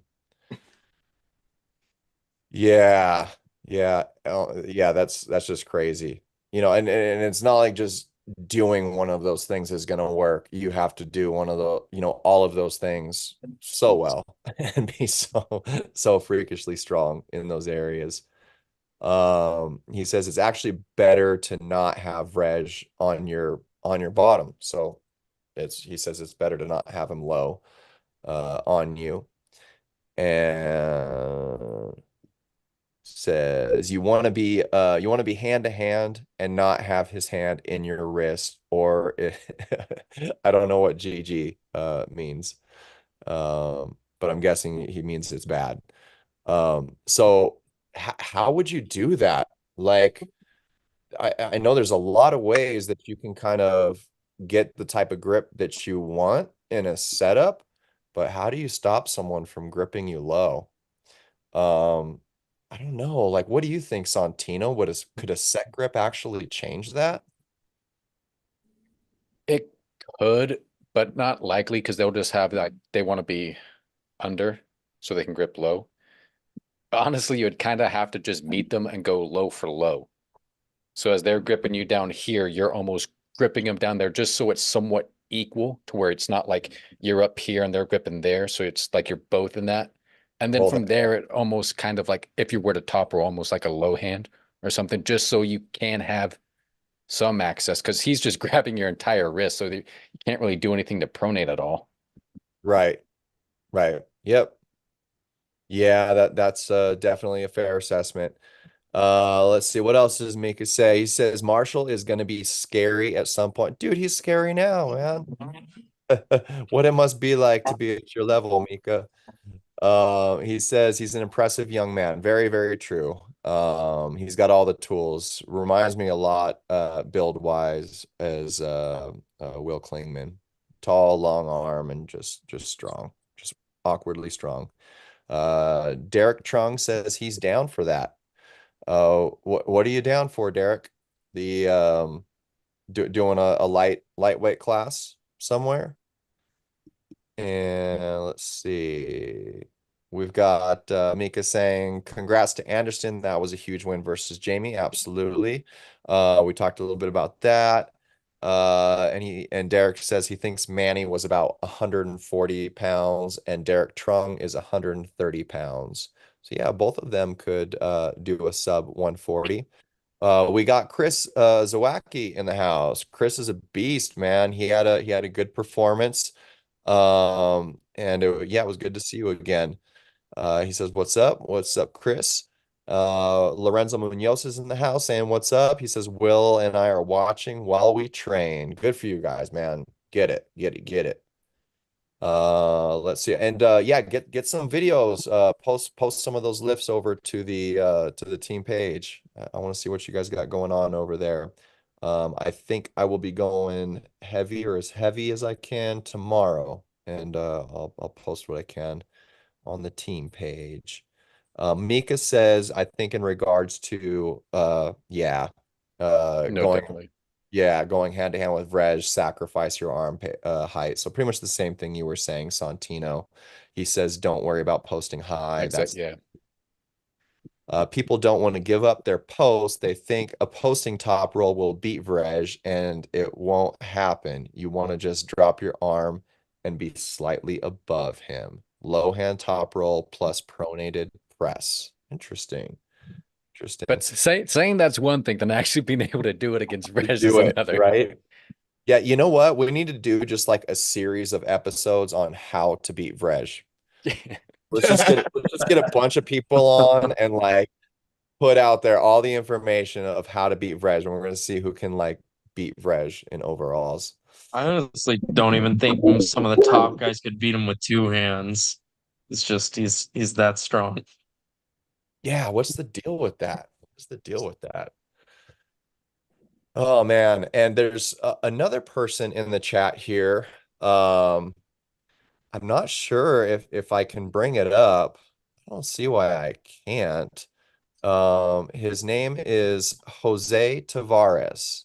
Says, what's up? He's from Mexico.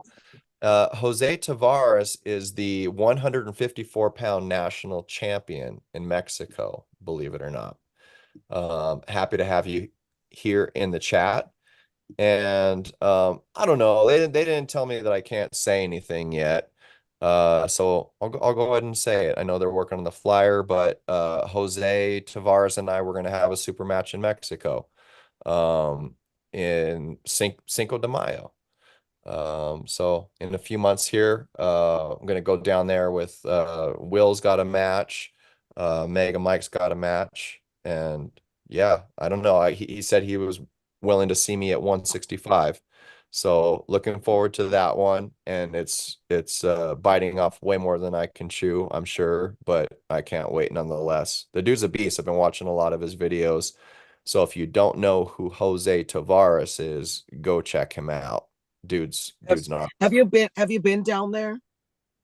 I have. It's been 4 years, I want to say. Like right when I got on the team, I went with Derek, Heraclio, Malia, and Wasim. I don't know if you guys remember Wasim. Oh my God, Yeah. definitely remember Wasim. Yeah, Wasim was the best. We went out there to a mega practice in Mexicali, with Hector, Beltran, and all of them. And it was just stacked. They were barbecuing carne asada all day, and the nicest people, really hospitable. So I haven't been to any of their competitions though that they've been running the last couple years. So this will be my first time coming back out there. And Do you need a passport or just your driver's license? I believe you do need a passport. I believe that's the current law with Mexico. But you know, I've also heard that they've been pretty lenient with it. Like like some people, they haven't even asked for it, but it's not too tough to get a passport these days. So best to just get it. If you do want to go, Stephanie, like, yeah, now would be the time to get the passport. I think it's usually like a a month and a half to 2 month turnaround to get the hard copy. But I was hoping to lose a little weight, so my passport photo for the next 10 years, I'd looked a little better. Oh, you look great, Stephanie. Yeah, I might as well look like your photo instead of not, I guess. But I was thinking about, I love Dave does May the 4th be with you trap bar contest at the gym. It's like a Star Wars one that I'm looking forward to. And then it would be the very next day the tournament would be. Right. Oh, okay. So I guess I could come down right after. Yeah. Like, do this trap bar, drive down, and then it's a tournament? I believe so. Yeah, the last big events they've been doing, I'm pretty sure they were just super match series. But this one, there's gonna be super matches and then a huge tournament. So everyone come out, follow. Is there any girls down there? Have you seen any ladies pulling? Yeah, there's women that pull. Usually Hector Beltran's wife pulls, but I think there's at least one or two other women out there that pull. I'll find out. I'll get the details. The people that you need to talk to on Facebook for sure are Hector Beltran. I believe Hector's throwing one of his own in July, but I know he'll be, I'm sure, at the May one and have info on that. The guy I've been dealing with directly is Ricardo. What's your last name? Ricardo Vidal. Ricardo Vidal. So yeah, look up those guys. They probably have all the flyers and stuff on their social media pages, or you can message them there and get the info.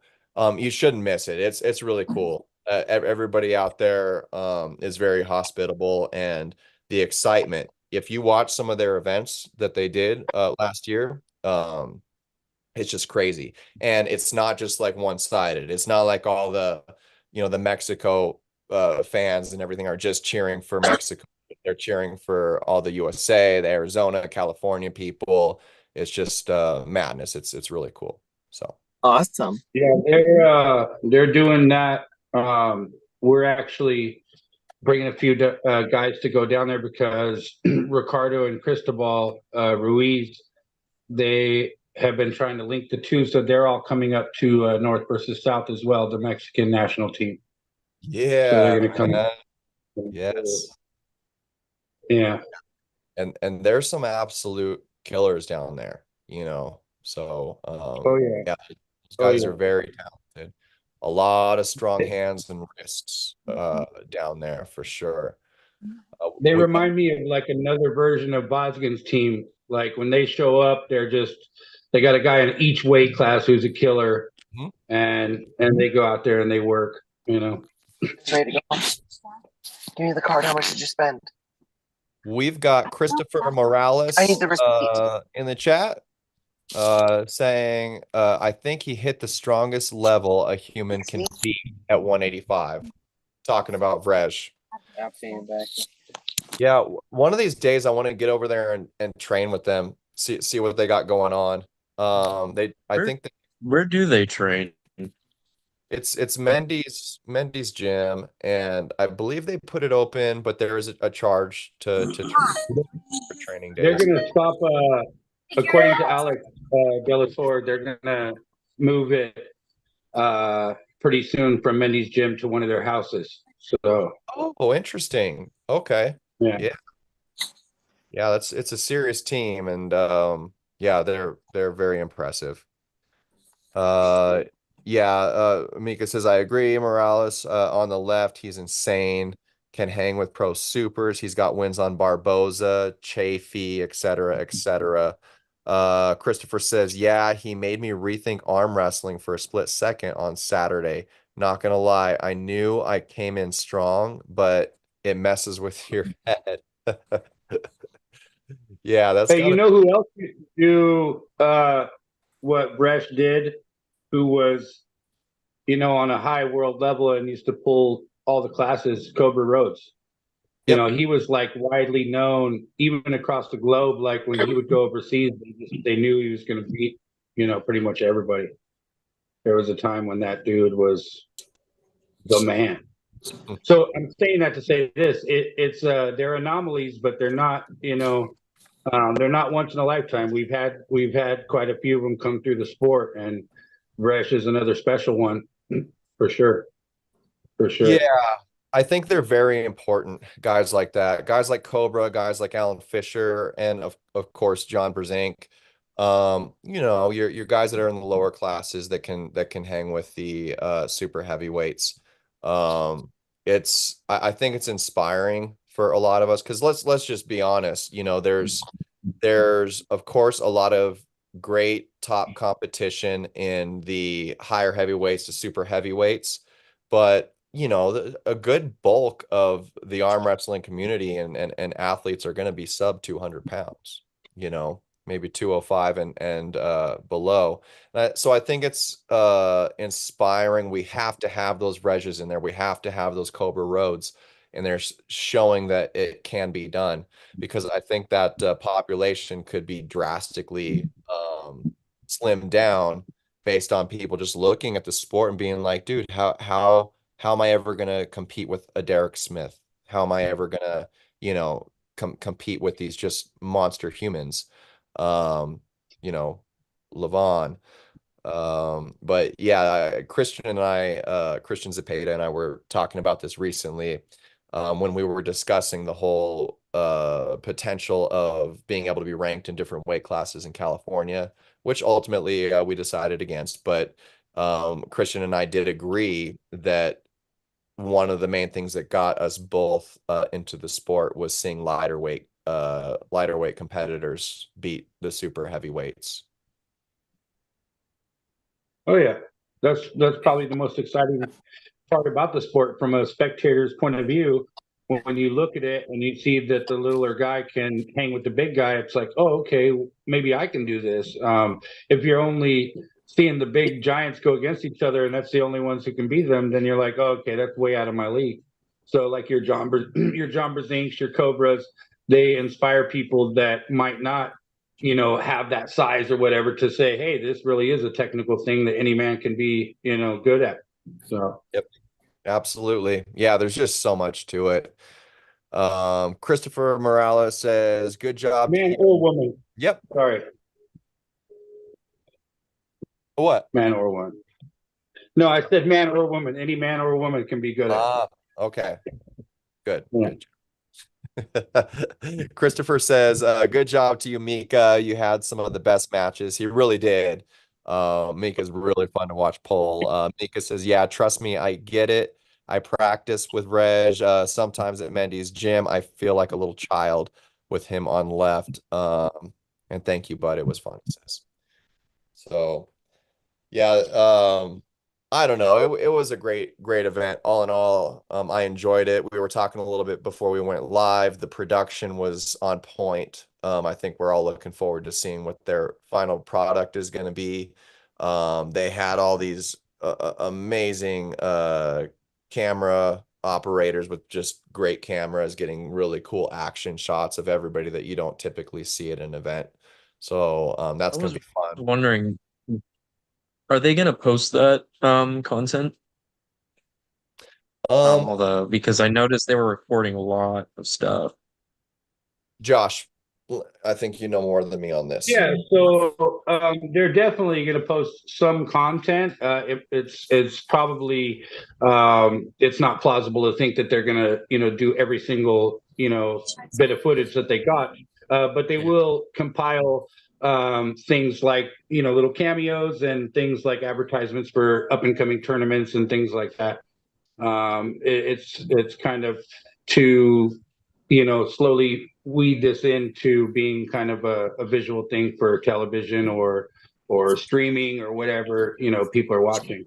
But yeah, that theatrical stuff, trying to mix that in with the professional sport. Yeah. So yeah, I think you'll it's definitely great, see honestly. All that. Yeah, it's really like good. we need more publicity of arm wrestling. Like that's something that, and I feel like people like Devin and the Whisperer, people like them have been doing a really good job at like getting more arm wrestling content out there. Yeah, for sure. It's one of those sports, in my opinion, that you don't really know what the deal is, like why everybody's so sprung on the Kool-Aid until you taste it, right? Like even my wife, before she went to her first tournament, she's like, what's the big deal? Like you're and then she went to her first one and she was like, oh my gosh, this is amazing. So it's an electric atmosphere that if we can figure out how to harness that, not just talking crap to people over videos and stuff, but how to harness that electricity to where we can make it a product to where it's consistently, viewable. Yeah, people are going to be all over it, I think. But that's where you have to take out the minute and a half of fighting for a grip and all this stuff, slipping together straps, 6 restarts in a match. Nobody wants to watch that on TV as a spectator unless you're an arm wrestler, right? So yeah, we have to find a way again, and we have to decide what we want. Do we want to be that WWE theatrical thing, or do we want to veer towards the super professional Olympic style sport? Yep. Yeah, I definitely agree. And I feel like, some of the guys you brought up, like Devin Larratt, the Whisperer,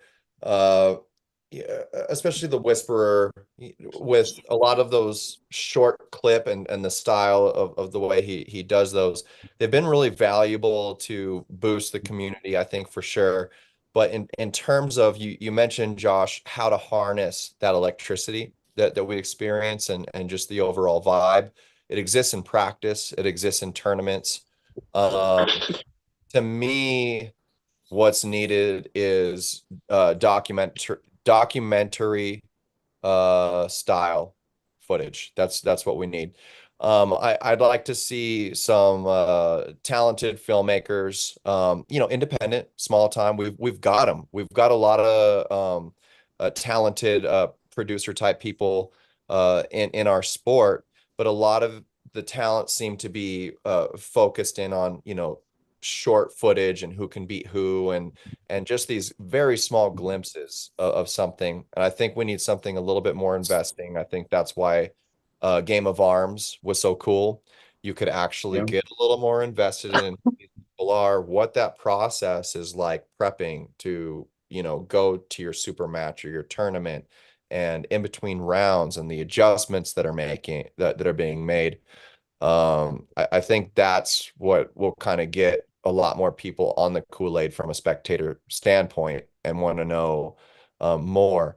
The only obvious issue with that is doing a documentary takes time. It would take time and money, of course, but I think with how much camera footage is put out there for a lot of this stuff, it wouldn't take much if anybody was willing to commit, 6 months to a year of going to events and stuff like that and getting what footage they can, get some behind the scenes footage, some interviews and stuff. Most of the work is going to be post-production. Most of the work is going to be collecting all of that footage and kind of packaging it into a story. But that's my 200 cents on No, I agree 100% with that. Like anything that we watch, right? If we're just watching a match, it's cool. It's like, okay, these people are having a match. But when you can become acquainted with the participants in one way or another, whether it's this the good guy, this the bad guy, it builds a relationship, and you're more watching for your feeling and emotion in the relationship instead of the match. Like your Conor McGregor, like people watched him because of all the crap that he talked and the different stuff, and it was exciting. Or Floyd Mayweather, people like that. Like it's the character that sells, and once people can be invested in the character, then they become invested in the rest of what the character is doing. Right. So yeah, if we can learn a little bit about Kane and watch a little bit of what he does behind the scenes for work and different things like this with your family life and all this, it makes us feel like we know Kane more than just Kane in that 30 seconds. Right. So yeah, I agree. That reminds me of that. this one thing I saw with Travis Bajan, I believe. It was back in 2007 or 2008. It was like a mini documentary. I feel like it did like exactly that. It showed, you guys have probably seen it. It showed like how he trained his family. What was that? Pulling John, right? Oh yeah. And I thought that was like perfect. And I feel like if we could have more of that and more in a more modern setting, like I feel like that'd be great. Absolutely. Totally Yeah. agree. Totally agree.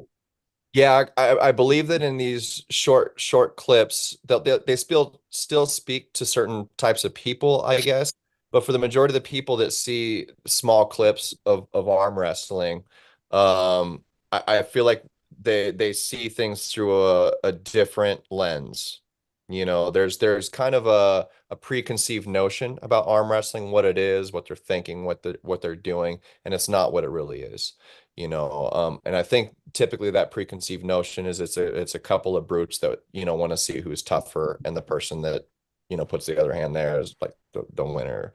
But there's just a lot that doesn't get understood and appreciated in those short little clips. So I think that's one of the beautiful things that you kind of get from that like backstory and lead up to an event and everything like that, is to really understand the psychology and yeah, the electricity. I think that's a great way of putting it, Josh. Hey, I'll tell you what, speaking of that, just of like the spectator stuff, Santino, right, had his hair down, bro. And let me tell you what, he looked like Fabio up there, bro. Yeah, man. Yeah, that morning I'm getting ready. I train with Santino every week, and that's a rare sight, man. I know, I've forgot never my seen hair it. clip. So like I was like, You're like wow, a samurai, dude. You never know until you like let that thing down. I didn't know it was you at first. You were like sitting right next to me. I was like, was that Sant? No, that's not Santino. Yeah. Oh shit, that's Santino. Yeah. Yeah. And it's also interesting, you guys. Yeah, no, I loved it. Yes, bring up that more of that personal aspect of prepping, what's like behind the scenes, just beyond. And it's something I've done since I'd say almost since the whole time about arm wrestling. Is that it's one of my shortcomings is I'm not on social media a lot. I don't post any of my stuff. I was supposed to do a YouTube channel after like Worlds this year and get it up and running, and I did a whole video editing and stuff, and I was like, I just not ready to post, not ready to go this. But to what you're saying, like every time for a tournament, practice something, I'm always recording, whether it's just a vlog or style, like driving to a tournament, what I'm thinking, what I'm not. Some of it's related directly to prep, some things that's just outside of just being a competitor in this niche sport. Going like, oh, when I went to Worlds last year and this previous one, just behind the scenes stuff, what it's like, what goes on. And that's something I probably could do better because I do have that experience of actually being there and having footage of it to actually do something with it. But that's something I could improve on just because it does benefit everyone and puts the sport in a different perspective. Because you think of an arm wrestler, that's not me. That's not what pops into your head. But just to agree with what you guys have been saying. You're kind of giving me an idea that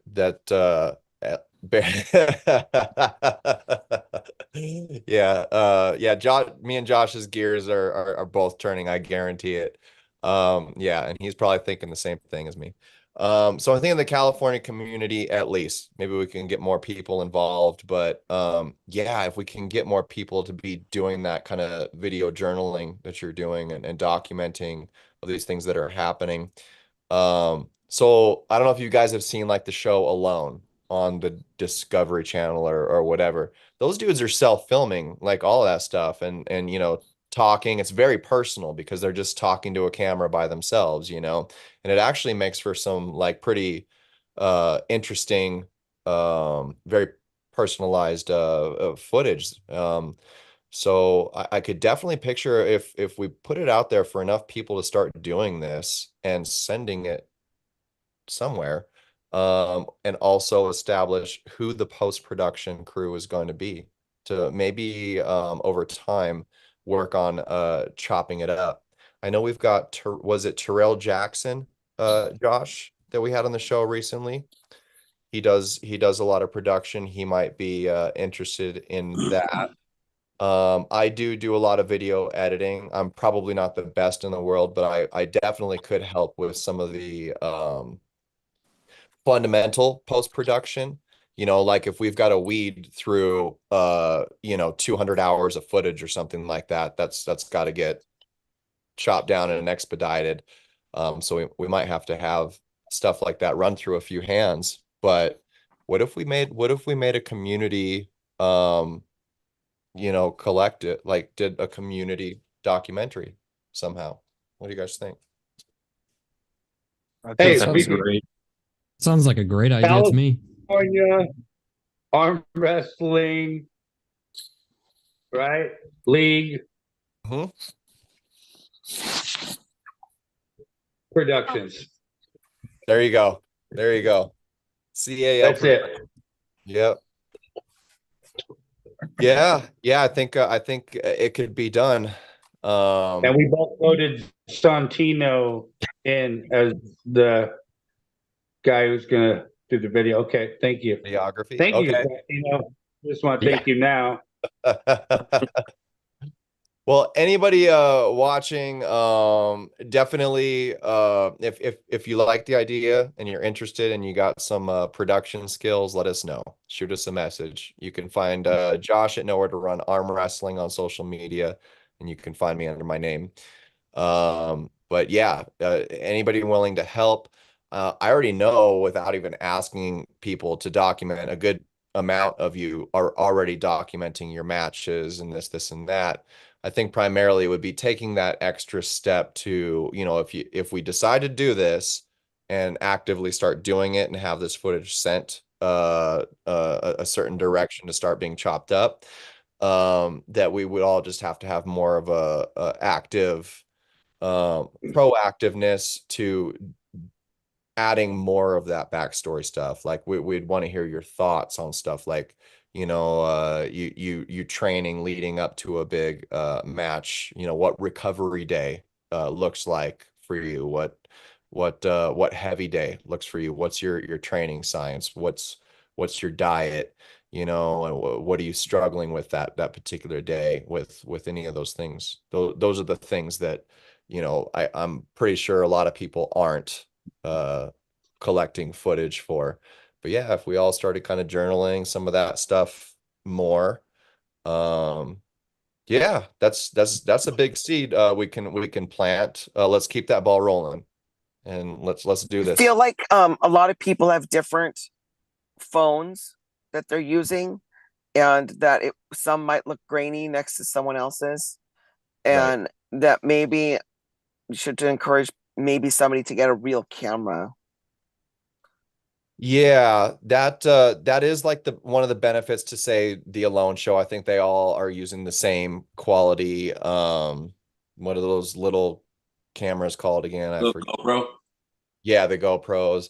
Part of me thinks it could be interesting to have that kind of lo-fi interchangeable. I used to do a lot of production for punk rock bands. And so I would get them sending me stuff on different cameras and everything like that. And sometimes it would be cool. The audio was the biggest struggle, was bad audio getting picked up where you can't hear them much.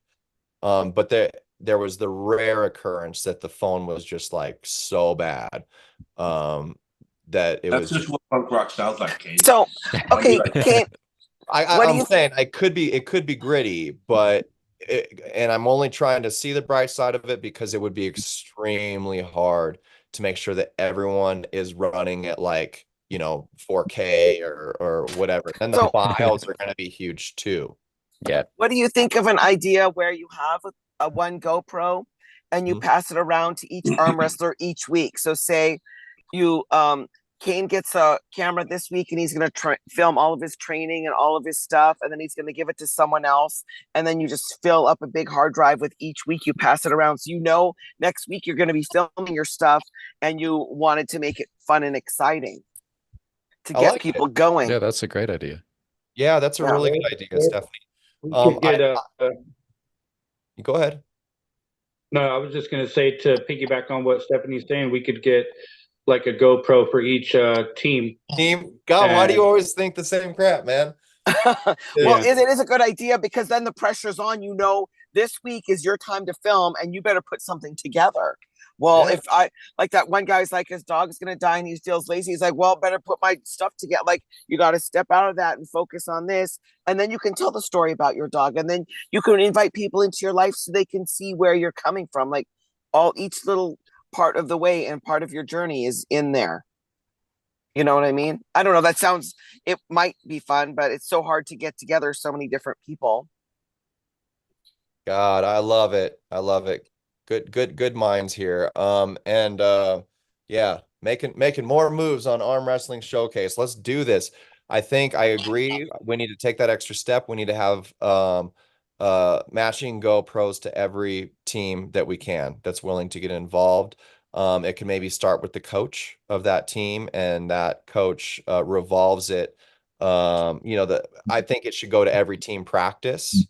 But then the coach, we should maybe pick let the coach pick a select crop of people on the team that deserves to have that camera taken home for, it might be 1 to 3 weeks. We'd have to figure out what the timeline would be to be able to get through however many people in however long of a time. But for example, on most of our teams, to me, it doesn't get to niche or choosy when trying to decide when a coach tries to decide who deserves something like that, because typically it's gonna fall to those that are going out there and competing, working hard, and that could be somebody that's killing it, and bringing home medals, bringing the team medals, or it could mean that amateur that's like Elijah, putting in the work harder than all of the adults, and maybe hasn't won a nationals gold or anything like that, is still working on their first few tournaments, but they're putting in the work and going out there to compete. It's just a fact that the majority of teams is not very competitive. You usually have like a crop, Yeah. maybe five to seven people per team that's getting out there and wanting to get it done and training. Yeah, what the fuck, dude? What? Right? Dude, you know what I found like really sucky? And I'm just gonna throw that shit out there. Do it, man. Dude, all the teams that took team pictures looked pretty good, right? We had easily double the number of team members show up, but nobody got a medal. No, that's not true. Nobody's wearing it in the team photo. Oh, okay. Huh. All right. Mike Linder got a medal. Help me out, dude. The North came down and wrecked shop. Well, you got a medal, Johnny. What, dude? Yeah, Mike Linder got a medal. He wasn't wearing it, jerk. Probably sleeping. What other Alpha Empires got medals? That's a good question, dude. I guess Hey, I will say this though, going off of what Johnny's saying, is that when I looked at those pictures, when we had the pictures of the North guys that came down, and then Alpha Empire, you guys on your own team alone that showed up had the exact amount of guys that all together came down from the North. Now, I mean, obviously, you guys have like a huge team, but yeah, I was like, damn, pretty much the South is Alpha Empire. You know, I mean, you guys did half the tournament was your team. Yeah. They just need to make the Alpha Empire class. Yeah, we got a lot of teams down here. But yeah, Alpha Empire is definitely a big one. And we do encourage each other to get out to other practices to pull other hands like that. So we do try and get around and do that. And I do got to say, since doing that myself, a lot of these teams, man, they all got their cool little thing that they're doing. And Alpha Empire just seems, I mean, we've got great coaching. It's a great program, and I love that no one's broken an arm on Alpha Empire. Yeah. So safety is an important factor in conditioning. But I'd say one of the biggest things about Alpha Empire is how much of a hub it is. You know, it's definitely an open hub to arm wrestlers that come in, some filter back out. But yeah, I can't say much about it, but we are making some pretty big moves as a team. So look out for Alpha Empire soon. We're looking to do a lot of cool things. Dude, so I know that Stephanie, I think whoever's in here, you're the only one that does like powerlifting on the as another like sport, right? Probably. Yeah, I started lifting with Leroy. Fun. He's great, isn't he? Yeah, he invited me to come and work out with him while he preps for the Arnold. And dude, it's kind of rad. It's kind of like I have like Leroy teaching me shit from like the powerlifting standpoint, and then I've got like Derek and you guys teaching me from the arm wrestling side. Dude, Leroy is a monster. Like, it's not even funny. Yeah, he sure is. Yeah, the guy, like, I think he got up to like 240 on a static curl, and he reps out 225 for like, I think it was 8 reps. He just PR'd on Monday. Yeah, that's ridiculous, dude. It's just nuts. It really is. I'm just thinking, like, when Derek talks about the way that the United States, you know, practices and gets strong for arm wrestling versus the way the Europeans do it, it makes sense. So I feel like if I can take advantage of, you know, the opportunity to be able to lift with a world-class lifter like Leroy and get stronger in the gym, I don't think that guy's gonna fucking flash pin me like that again. Well, think about all the people who come to Grinder Gym, because that's a strength sport gym, and we have all of the different strength sports there. Yeah, dude. Freaking Dave. Yep. That guy's a brick shithouse. I've never like really been around him. Like I've seen him online, but I've never actually been around him. He looks like he should have been over there at the strongman, like competing with those guys. Like he just wandered over. Yeah. Well, he does do strongman. Yeah. Okay. Yeah. That's why, well, I mean, honestly, everybody has their arm wrestling exercises, and I just do my regular powerlifting stuff and strict curl stuff, and then I go to practice. So I talked to Tony about not, working on my slip and everything. And then he watched my pulls from the tournament, and he just told me to get my hand and I'll just be the strongest girl in California. Nobody's going to be able to beat me. And that's the thing about being a strength athlete. If you're an arm wrestler, I like always my hand and my wrist always go first thing because I haven't been working them. Oh, so maybe I can get some encouragement too. Yeah, you see that a lot with the powerlifting crossover. The hands and wrists need to catch up because you end up throwing up so much weight that you're using the strap assistance and all that stuff. Where with arm wrestling training, it all comes through the hand and wrist. But it doesn't for a lot of people once they transfer their training. I feel like the foundation, if you're a power lifter, is there in the hand and wrist. It's just not really like used the same way that you use it. Yeah. So right. when you actually do dedicate yourself to building the hand and wrist, it happens like quicker than like a non-power lifter, I think. You guys usually come in with pretty thick, strong hands and wrists. They're just not doing this with weight. This way it is for the switch grip deadlift. On the switch grip deadlift, your arm is like this, and you're lifting hundreds of pounds over and over again. And that's why my left is so much better than my right. I was just gonna say, because typically when you go switch, you palm up with the left, right? Yep. Yeah, I've never seen it the other way. My daughter, Cora, she did that way. But I think it's like when you start, you just decide which way you feel more comfortable.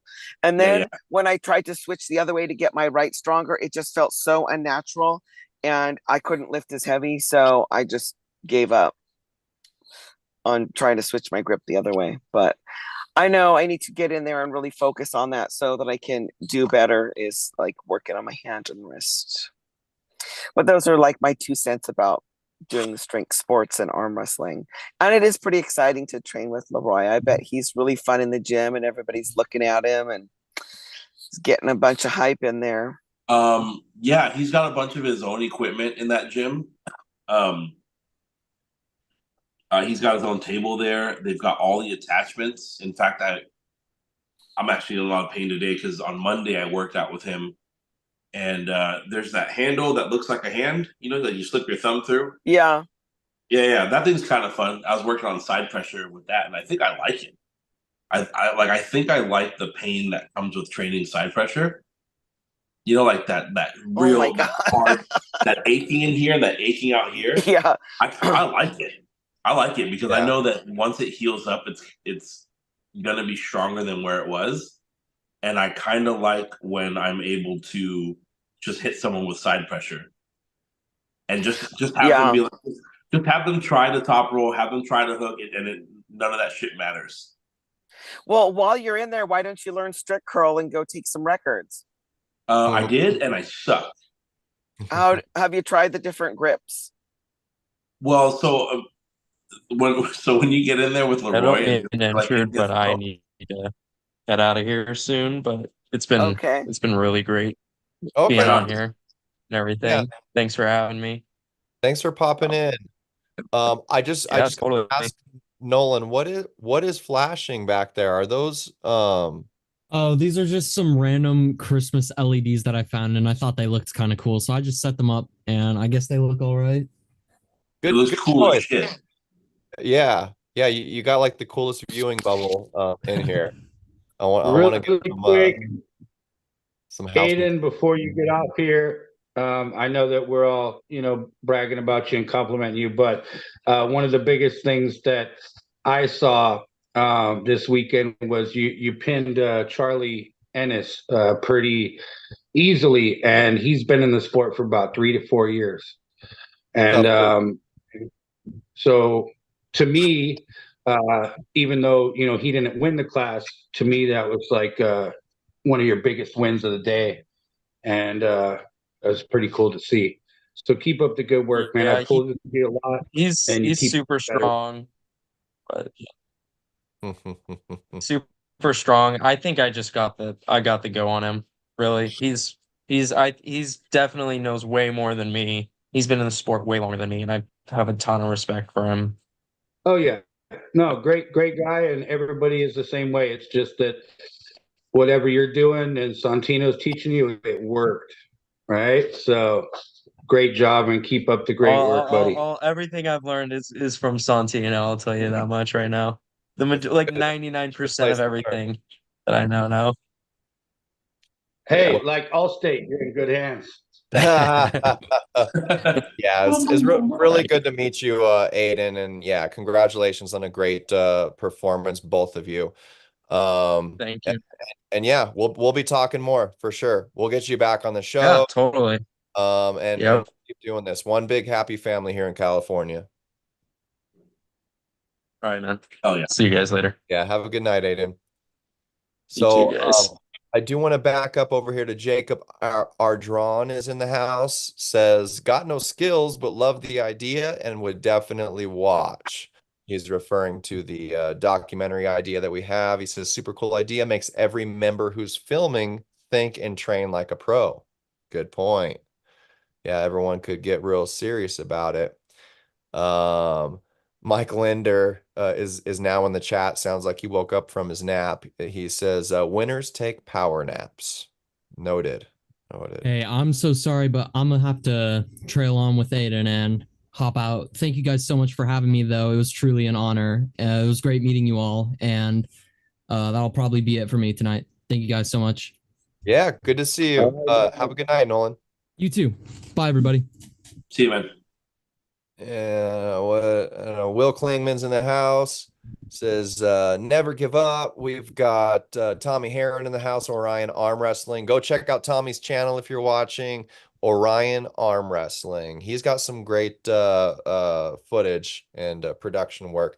So, Tommy, you might be one of the guys that we talk to help assist with this documentary on arm wrestling. We put our heads together. I know we could do something pretty amazing. We've also got Cristobal in the house. Saludos de Mexicali. Good to see you from Mexicali, brother. And yeah, Tommy says, yeah. He's the one running the tournament with Hector. Cristobal is. Cristobal is? Yeah, Cristobal, Ricardo, and Hector, all three working together to do that tournament. Oh, okay. Great. Yeah. All right. Yeah. And I'm big time looking forward to that. Tommy says, yeah, Aiden was one of the toughest opponents I had in my weight class. I believe it. He's a beast. His hits pretty incredible, very explosive. You know, you can be fast in this sport, but it's different to be fast and also to be able to apply a healthy amount of strength in that speed. It's a tricky thing.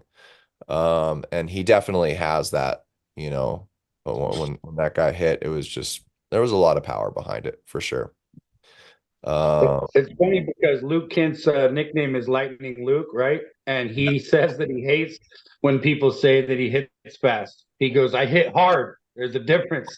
Yep. Yeah. Good way of putting it. Yeah. Yeah, Christopher Zawacki says, yeah, Tommy, you need to start better production at our practices. Get on it, Tommy. Let's see more from your team over there. Let's document it. Let's get the inside scoop. Let's find out what they're struggling with in life and arm wrestling, and we'll make something really interesting out of it. So as we wrap up, I just kind of want to look forward a little bit, what we'll be doing with the show, what's coming up in arm wrestling. And honestly, like whatever's coming up in arm wrestling is especially in California is probably what we're going to be doing a lot of focusing on here on the show. I would imagine, Josh, the next thing we've got really going is the Arm Fest. We've got a few matches going on for that.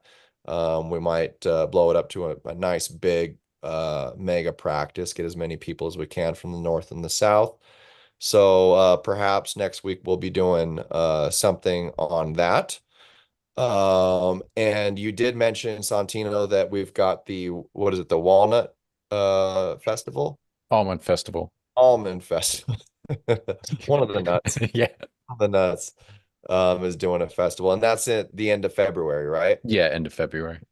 And in California, that's the next event that we can look forward to, right?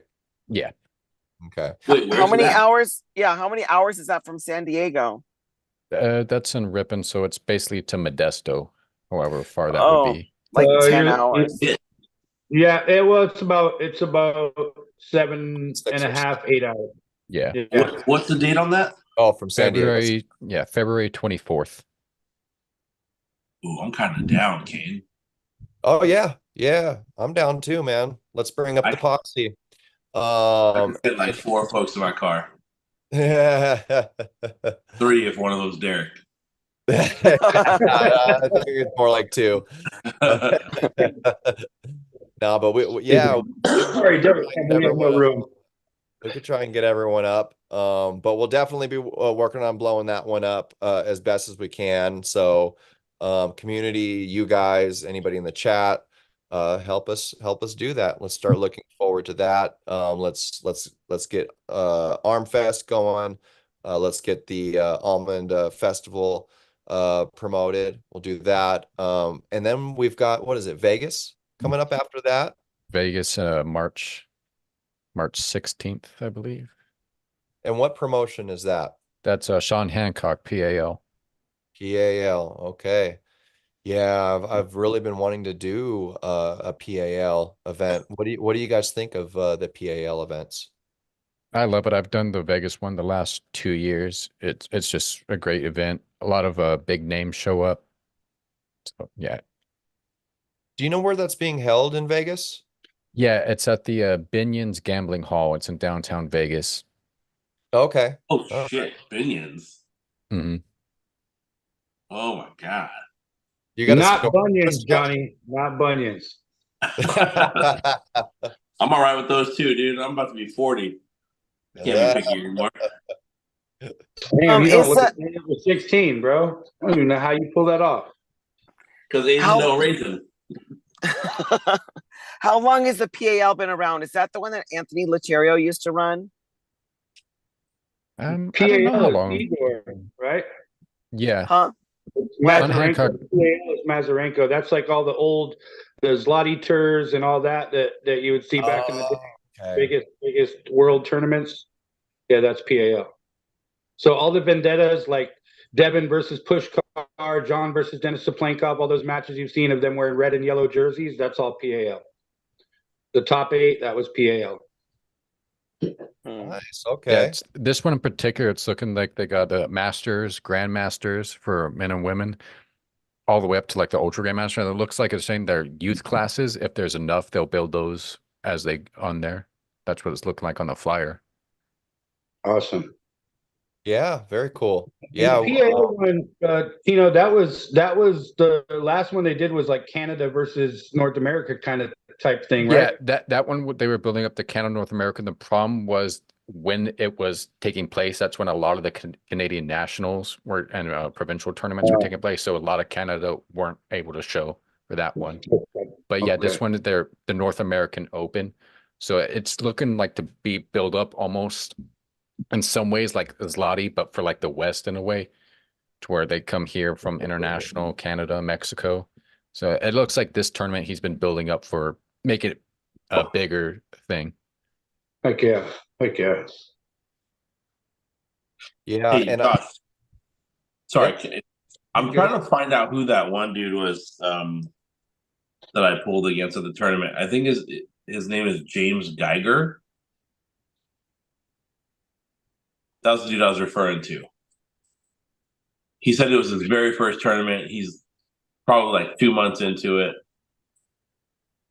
I'm trying to find him I don't know what team he's on. I'm trying to find him on social media so I can like tag him in the videos. Just like I'm trying to find the girl from Hawaii. You might hit up Christian Kabahug for that, because he might know the name.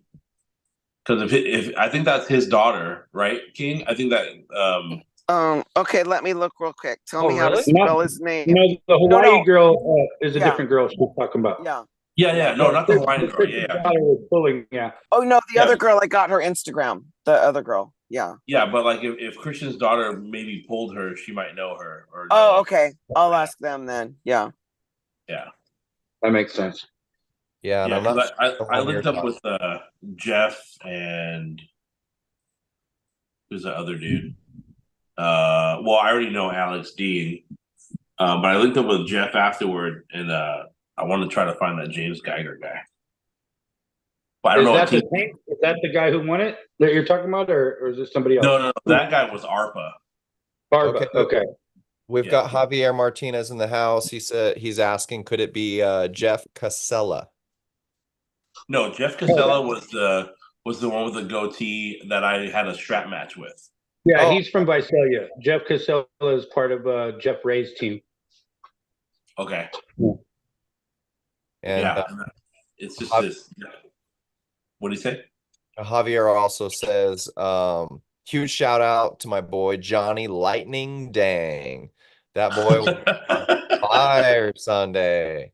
He speaks the truth, man.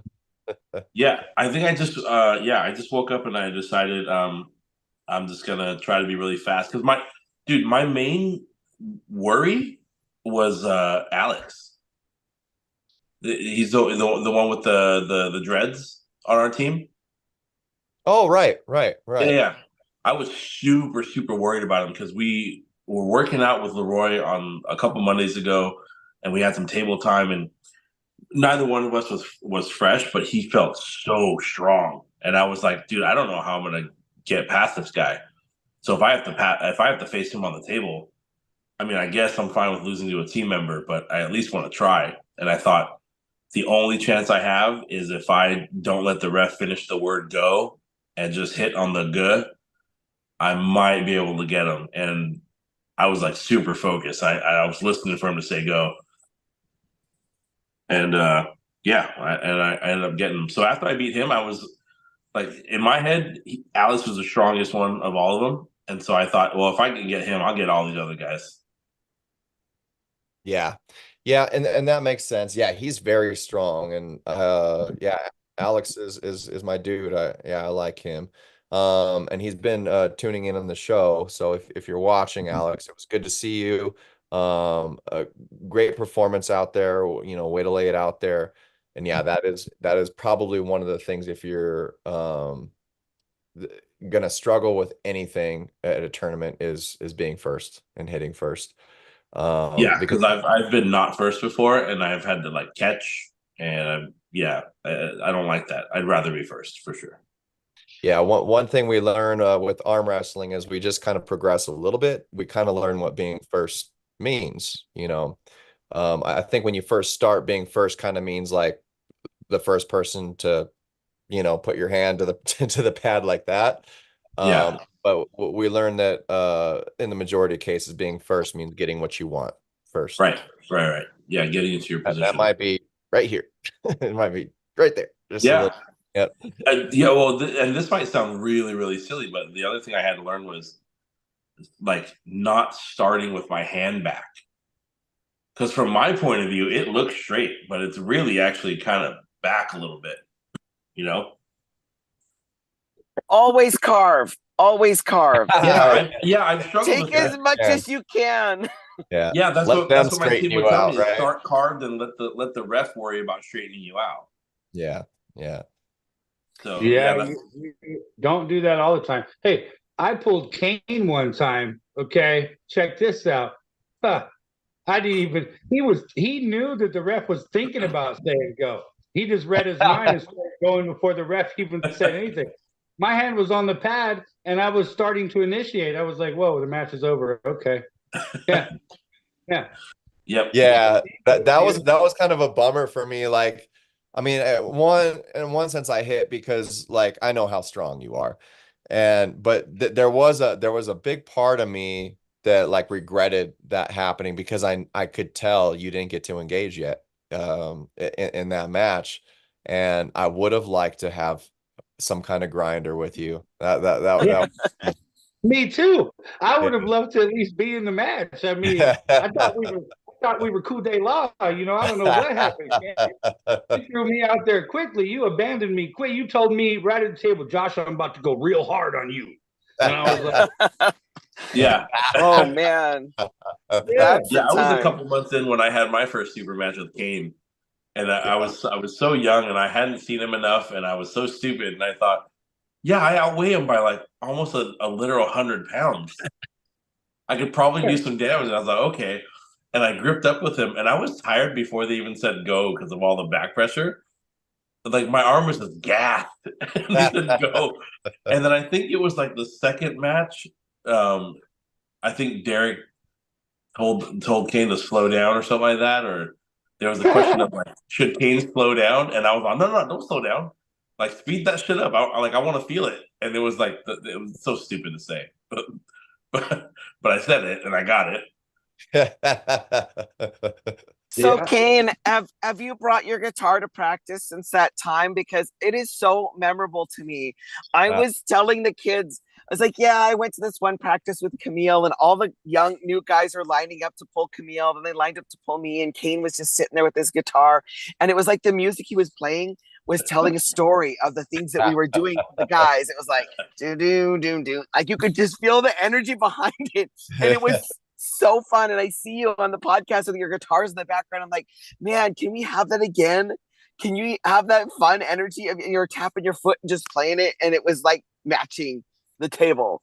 Oh, I think that should be something that you guys film for the whatever show you want to put together. Oh, totally, for the documentary. Yes, you have to, because it's like your music was matching. Yeah. Why don't we just start a weekly arm wrestling karaoke and have we already have the singing arm wrestler. You're going to be the singing arm wrestler. Wait, who the hell is that? No, the singing arm wrestler is the Steve Black from the East Coast. Just look on YouTube and type in singing arm wrestler, and he's an actual singer, and he's got his page. Okay. All right. Yeah. All right. Yeah, but don't forget your guitar. It was so fun. I'll never forget it. That was Scott Wynn's buddy. Yes. Yeah. I think. Yeah. And that was definitely fun. And Tony Tomlinson started. Yeah. Oh, geez. It was fun. It was really fun. We did Creep by Radiohead. And he nailed it, dude. I don't know if you know that song Creep, but like it keeps progressing vocally. It just keeps going up, and it gets kind of operatic at the end, and Tony held that down. It was so cool. But that was fun, just kind of hiding behind you guys. Yes. Oh my god, I loved it. We need a redo. Yeah. I wish I think that's how our documentary should open. With you doing a song, and then you flash the table of what they're doing, like back and forth, and then they like show you. Why not? That's a good entry. Sure. And then I'll get up and get flash pinned by Caleb. Oh my god! Don't do it! Don't do it! No, but that same thing that you were talking about, Josh and Johnny. That's like exact. I've been feeling the same exact thing from Caleb. Probably the last 4 times we've had to compete against each other or have a match or whatever. It's tough, dude. You know, there's always somebody that's a little faster, sets up a little better, reads the go. And it's just so frustrating because, not to take anything away from the guy, because he's strong and he keeps getting stronger. And I can tell, I can feel that in his hit. But man, it's just it always just it can be so frustrating when you don't feel like you got to engage, when you didn't get to get in a match. But it's a part of the sport, It's a part of the sport. You can't complain. That's definitely how I felt that day, though. I was like, man, if I would have just been able to engage, this could have went a whole different way. I don't know. Yeah. Well, guess what? You'll never know. All I know is that Kane has my number right now. Because the last time we played, he waxed their ass. So it could be after, you could say what you want about after pulls, but after that exact event, I remember watching you stonewall the guy that pretty much destroyed me in my super match, Mike Brown. I watched you let him hit. He sure is a character. Yeah, I mean, he's a character. You just let him hit. I'm kind of like you, Kane. I have to be warmed up. Like, I do not do good cold at all. Right off the bat, Once my motor starts running, like, I can pull for a long time and pull pretty hard. But cold, when I come in there fresh, whatever people call it, it's not good for a match or two. It usually isn't. It's just so hard to find that medium, because you're right. Yeah, we're the same in that respect. Like, how much do you got to light yourself up in a warm up to be ready to go? I'm starting to wonder if, like, I actually need some fast twitch or ready goes, not just, kind of getting the CNS system going like a little bit, but some actual, like, wake the hell up now. It's time to get up. We're competing. Yeah, because, like, my right's way better than my left, and at this UAL, dude, I just botched it. Like, I half fouled out and half lost to, and went 0-2 on the right. But then it was like I woke up and was able to, like, at least be in the tournament on the left. But yeah, that's an art, dude. It's an art all in itself, is figuring out how to be ready. The first pull of a tournament. Because I'll watch Martin Kemp, kind of the same type of thing, right? You'll watch him go out and pull, and match one or two, he might get beat or whatever, but usually you can tell he's just not in it. And then all of a sudden, like, the blood is pumped, his arm's a little pumped up, and then boom, he's like winning every match, right? Some people just are built like that, where they do have to be kind of grinded out. The best tournaments that I've done at, Casey will pull me, like, fully hard, and I'll hold it in a hook or try to hold it, and he'll give me, like, everything and rip through it. And I do really good. Like, if I give 100% before the tournament, I'm not talking about like 30 seconds before the match, but 30 minutes, something like that. And I found that I do way better when I sit there and I try to be like, oh, I don't want to touch anybody's hand, and let me just sit over here by myself. I go up and it's not as good. It's the same thing as warming up for a 1-rep max in powerlifting. You have to keep warming up to your weights and get really close, and you have to time it. You have to time your last warm up to when you're going to be hitting the platform. That's how you got to do it. See, that's why at those competitions you'll see guys hurting doing that. Like, they'll be squatting or they'll be benching. Yeah. I've always thought that was crazy. Yeah. No, it has to be. And then, you know what? So if I'm doing sets, if I have 5 sets of 3, my first rep on my set is going up really slow when it sucks, and then my second one flies up. But in the meet, you only get 1, so you have to do that on the side. You know what I mean? You want to do that on the side before you come up. But it depends on your body too, and everybody has to find their own way. Yeah, it just seems like it makes sense that you'd want to get your heavy, arm wrestling pull in before you want to go up. Yeah, that's why it's so good, because there was a couple tables out there.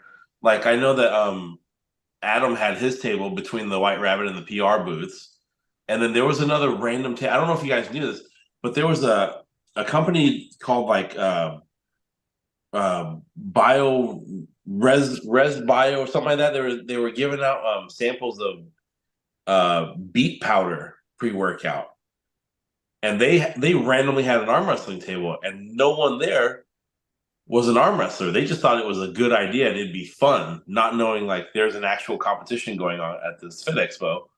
Wow. And and Mega Mike was over there arm wrestling and showing him some stuff, and then a couple of us wandered over there and was arm wrestling on the table. So way before the matches happened, I think I was like getting close to getting a good pump, but I didn't want to in case I had to go back to back with a bunch of people.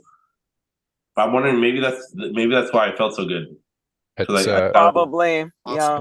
It's exactly like that post I shared with you, Josh, on the NorCal teams about warming up and how arm wrestlers completely overlook it. Like doing some light green bands is not warming up. Like Stephanie was saying, no strongman athlete just goes in and goes couple green bands, light resistance bands, and max effort. Like I was there early both days. Like 8 o'clock, recorded at 8, I get there, and from that point up until maybe 5, 10 minutes before competing, I'm warming up. And for me, I like to spend as much time warm as hour and a half, but it's like Stephanie said, it's a slow build up. And after I do a little bit stretching, I'll take a break a little bit, go up, add a intensity just a little bit more. I have my bag full of all my training equipment that I bring to the gym here. And it's not just working out, the arm wrestling muscles. It's working out the entire chain of muscles, shoulders, back, lat. Everything you don't think about you use needs to be warmed up. Right. So like going to the gym, you don't go in cold and attempt a 1 rep max. That's just one, you're not going to get it. You're going to underperform and you're going to high risk of injury. Same thing for arm wrestling when people, at the table are trying to hit their 1 rep max and their whatever vectors, but you need to warm up the entire chain because you're using all muscles involved in arm wrestling and everything needs to be properly warmed up, and you can't just do it like 5-10 minutes before. Yep. Yeah, definitely makes sense. The only higher level competitors I know that warm up light are usually nursing injuries. The good majority of those that I know that are at a higher level, they warm up pretty hard. And I know Mika, who was in the chat, he's one of them. We've had talks about that.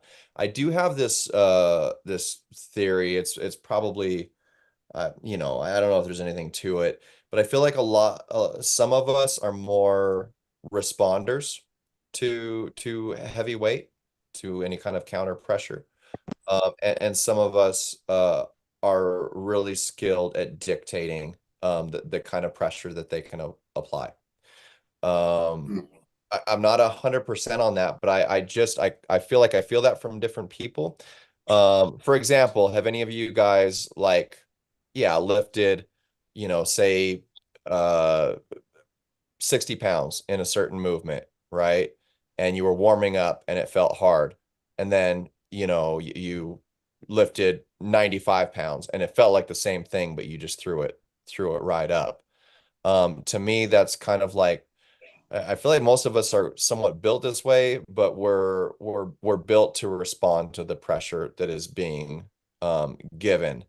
For another example, like I might think I'm going hard with somebody, but they might just not be applying that much pressure. But then somebody that applies way more pressure, I might be rising to that occasion and matching their pressure. But the question is, could I apply that same pressure to somebody weaker, or somebody that's not causing me to respond with that much pressure? Whereas there is certain athletes that I can think of, not a lot, but some that no matter what is being thrown at them, their ability to go from 0 to a very high amount of pressure given is very impressive. I don't see it often, but I have seen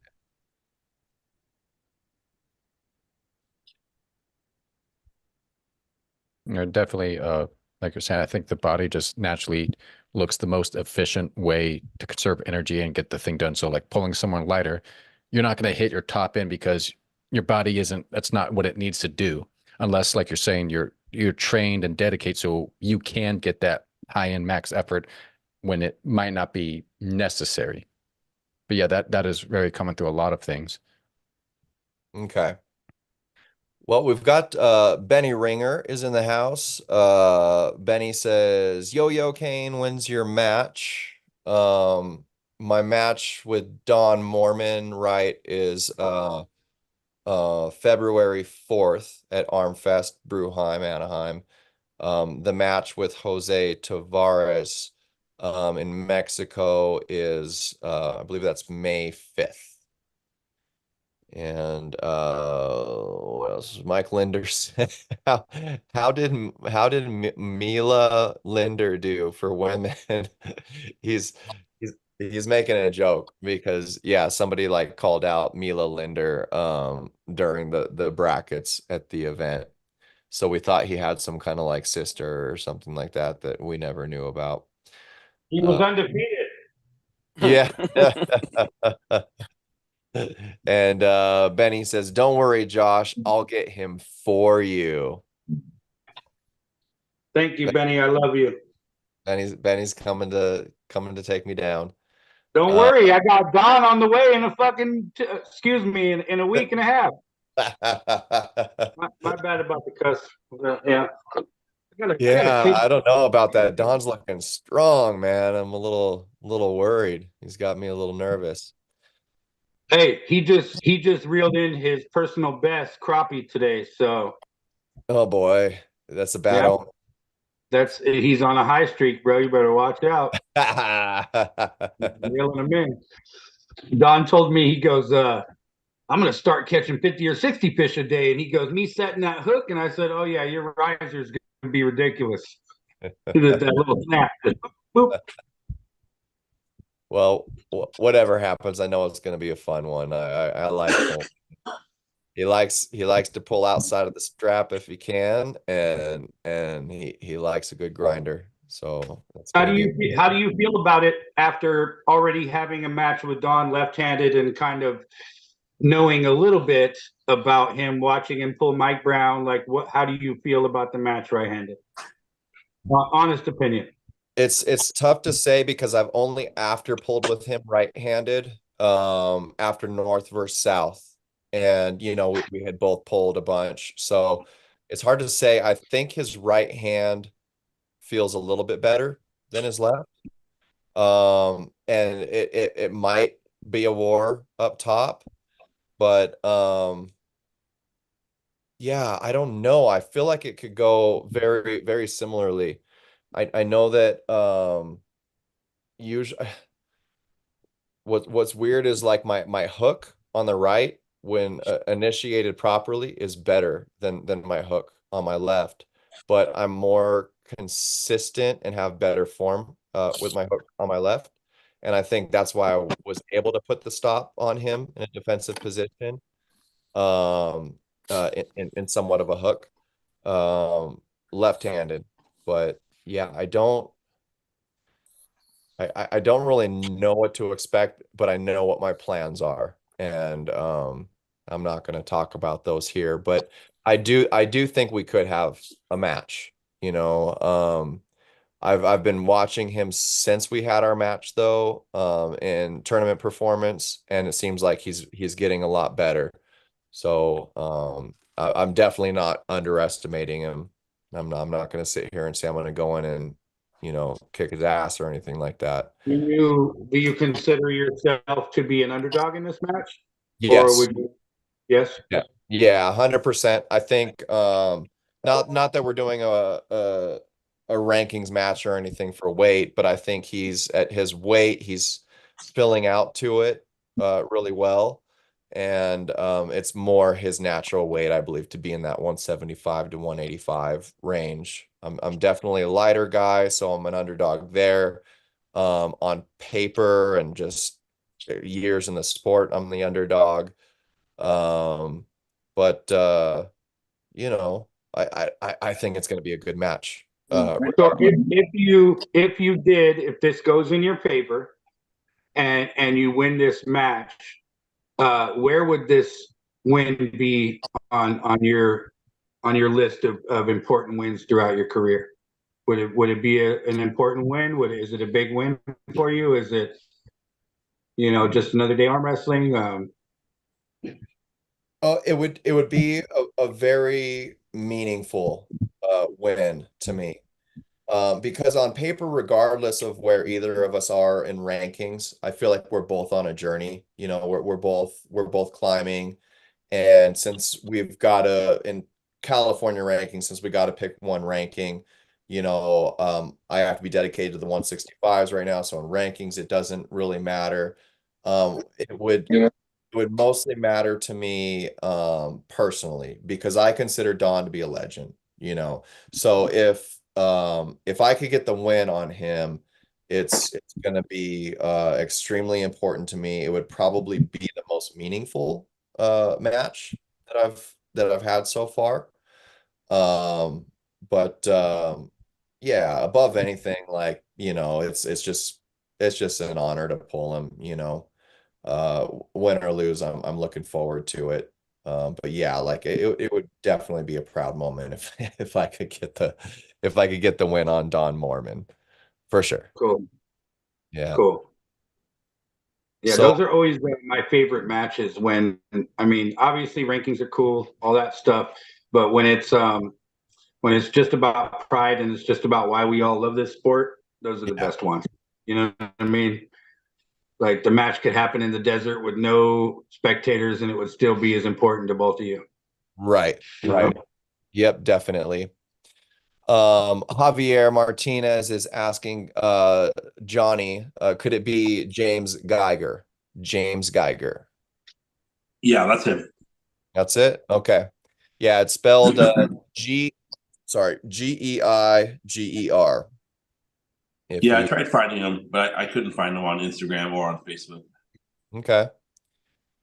Yeah, and let's see. Oh, that's you in the chat. Oh, we also got Paul Stevens in the house. What's up, Paul? Good to see you here, man. Yeah, like other than we've talked about up to PAL Vegas in March. I think after that, are we running north for south in April? Is that kind of what we're looking at next? So, well, I don't know. Here's the thing. Yeah. It's definitely going to be sometime in there. April, around the middle or end of April.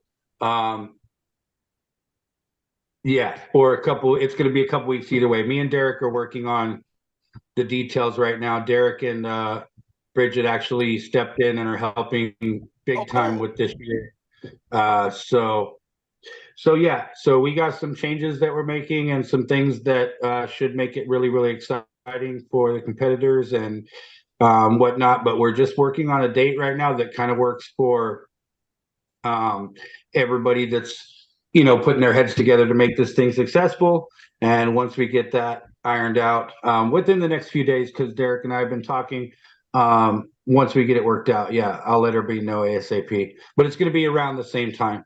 We obviously couldn't do the first because the first doesn't fall on a Saturday again. And then the first week of April is nationals, and I don't want to step on those toes because Don and I and Caleb are planning on going to the nationals. So and there's a lot of other competitors that are probably going to be making it out there as well.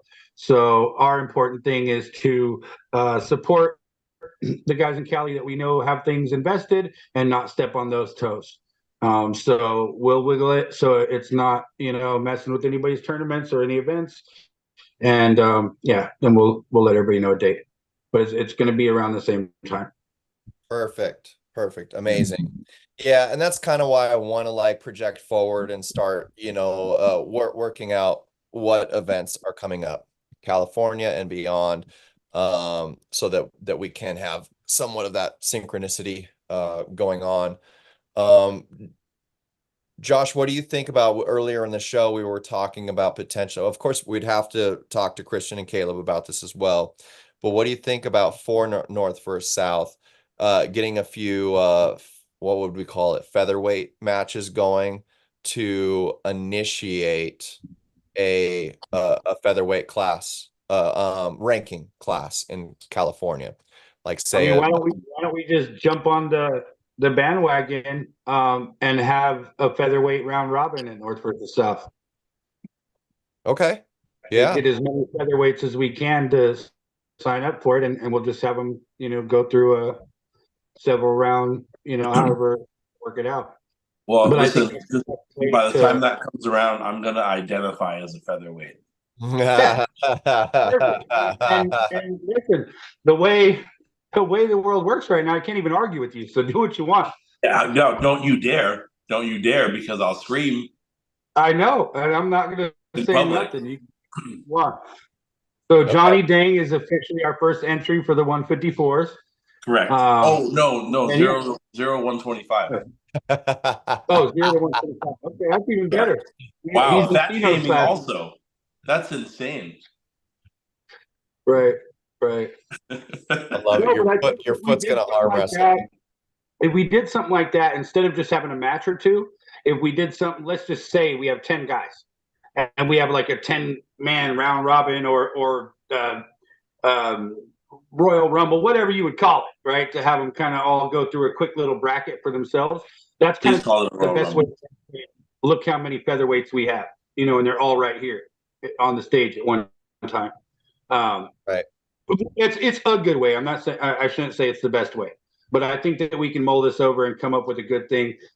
Tino, I definitely would love his input on that, just because he kind of is the leader of the featherweights, on the West Coast, as far as getting out there, going to nationals, going to worlds, and different things like that.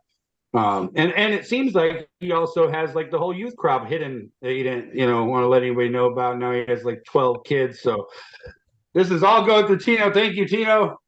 Yeah, man. We're gonna have a weight tournament. Jeez, I think both of those things should be the opener for North vs. South. I wouldn't want to put the kids first because I don't want them to be nervous. I want them to have a little bit of arm wrestling first before they hop on the stage and do their thing, so they can be a little amped up first. But yeah, what if the opener for it was the featherweight round robin, and each match contributes to the score of North vs. South.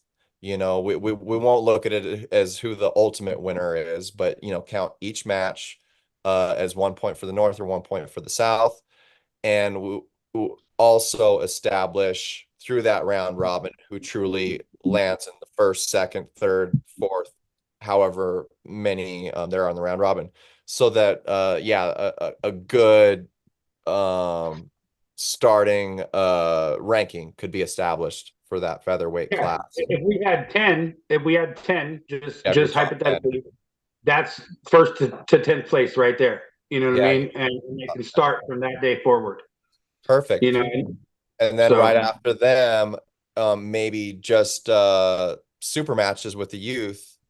But yeah, they could kick off the straight best of 5 super matches. That would fire the whole place up for sure, I think. We could do a featherweight round robin, and then a masters round robin, and then the youth, and then fall right into the 20 super matches for the California Cup. I mean, this is a whole exciting day. This is like the Arm Wrestling Expo. Yeah. I love it. So yeah, I mean, as far as I know, like I definitely want California to be getting more involved in what Mexico's doing, because I can definitely say that Mexico's trying to get more involved with what we're doing, and it should be the same both ways. So yeah, in April we've got North vs. South. In May we've got Mexicali. We got to get everyone over to Mexicali for that tournament and super match series. Back to Mexicali again in July. So that gives you a 2-month spacing between those. But yeah, I think, isn't July the Freedom Pool? Is that what it's called? I know it's the Kenny Bostich one. No. That's May. That's May 18th, I believe. May 18th. Okay. So wow. So hold on. So 2 weeks after the Cinco de Mayo one. Yeah. Yeah, Bill has. Well, see, that was kind of the thing why we have to kind of move North versus South around some way. Nationals the first week of April. Right after that, Bill has his first event that he's doing in Arizona, which is close enough to California where it's going to draw people. Right after that, somewhere in there is North versus South and Cinco de Mayo. Right after that is the Kenny Bostic in Nevada. Right after that, on the 1st of June, is Patterson. Right. So, I mean, that's like a bulk of every 2 weeks. It looks like every 2 weeks for about 12 weeks, or 12 tournaments, something like that. I'm just throwing out a number, but yeah, it's a lot of tournaments within a short amount of time. So that's kind of cool though, because them guys who do like to get out there and get a lot in, boom, they can go to each one or pick the ones that they want to go to. I definitely want to make that Kenny Bostic because that's such a huge draw. I haven't made that one yet. I definitely want to make Boom's tournament over there in Vegas. I definitely want to make one of the Mexico ones for sure. John Brzezinski is doing one in March. So, I mean, that's also happening. He has like a East versus West qualifier or something, right? Oh, I had no idea about that. Yeah, maybe it's not an East versus West qualifier, but it definitely sounds a like John it's Brzezinski tournament. Gonna be a busy year, real busy year, and it only picks up as we get closer to summer. But you're right. This is good. This is definitely good. But I really like this documentary idea. It looks like Derek Smith is in the house. He's saying yo, and I know he was talking to the a USC or UCLA student that's making a documentary. That's huge. But yeah, I really want to get this community documentary going. So Derek, you'll see us talk about it way back. You might have to scroll through. I might, I can maybe find the timestamp and send it to you, but we want to get what are those cameras called again? GoPros. Get some GoPros or something of similar quality to every coach in California, basically, that wants to get involved and pass that camera around to whoever's putting in the most work so that they can spend time with it at home, journaling their training path, their struggles, their diet, the lead up to their match or tournament that they have going on, and also general footage at the team practices. And then, of course, the events or big super matches.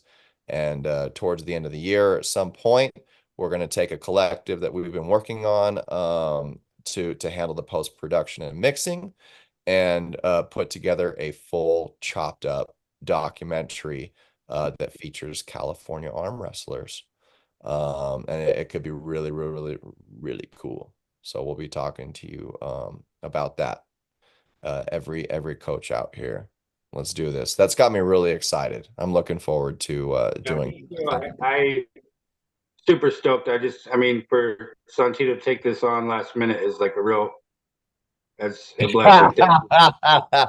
Thank you. Appreciate you. No, absolutely. He signed it in blood. It's a done deal, man. I definitely will help with this. I will definitely give everybody your Facebook link and all that. Right to you. Give him his house hardline phone number. Yeah.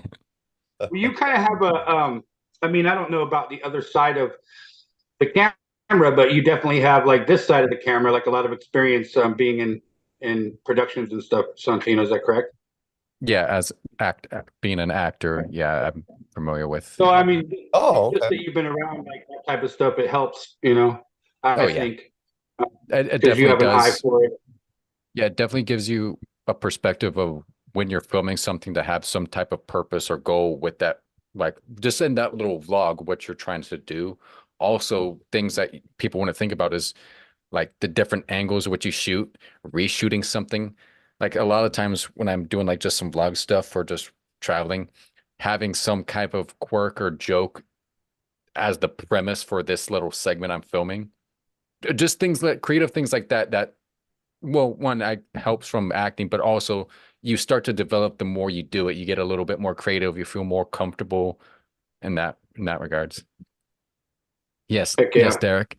Derek, I'm 15 years old and Johnny was doing my nails, so that is correct. Yeah, Derek says, yeah, you doing your nails again, Johnny? When it's all blurred This is out, it quite really does painful. look that way. It's an Yeah. interesting angle. And Derek also was asking, is Josh ready to get destroyed by the Renegade Lorenzo? Hey, I wouldn't have it any other way.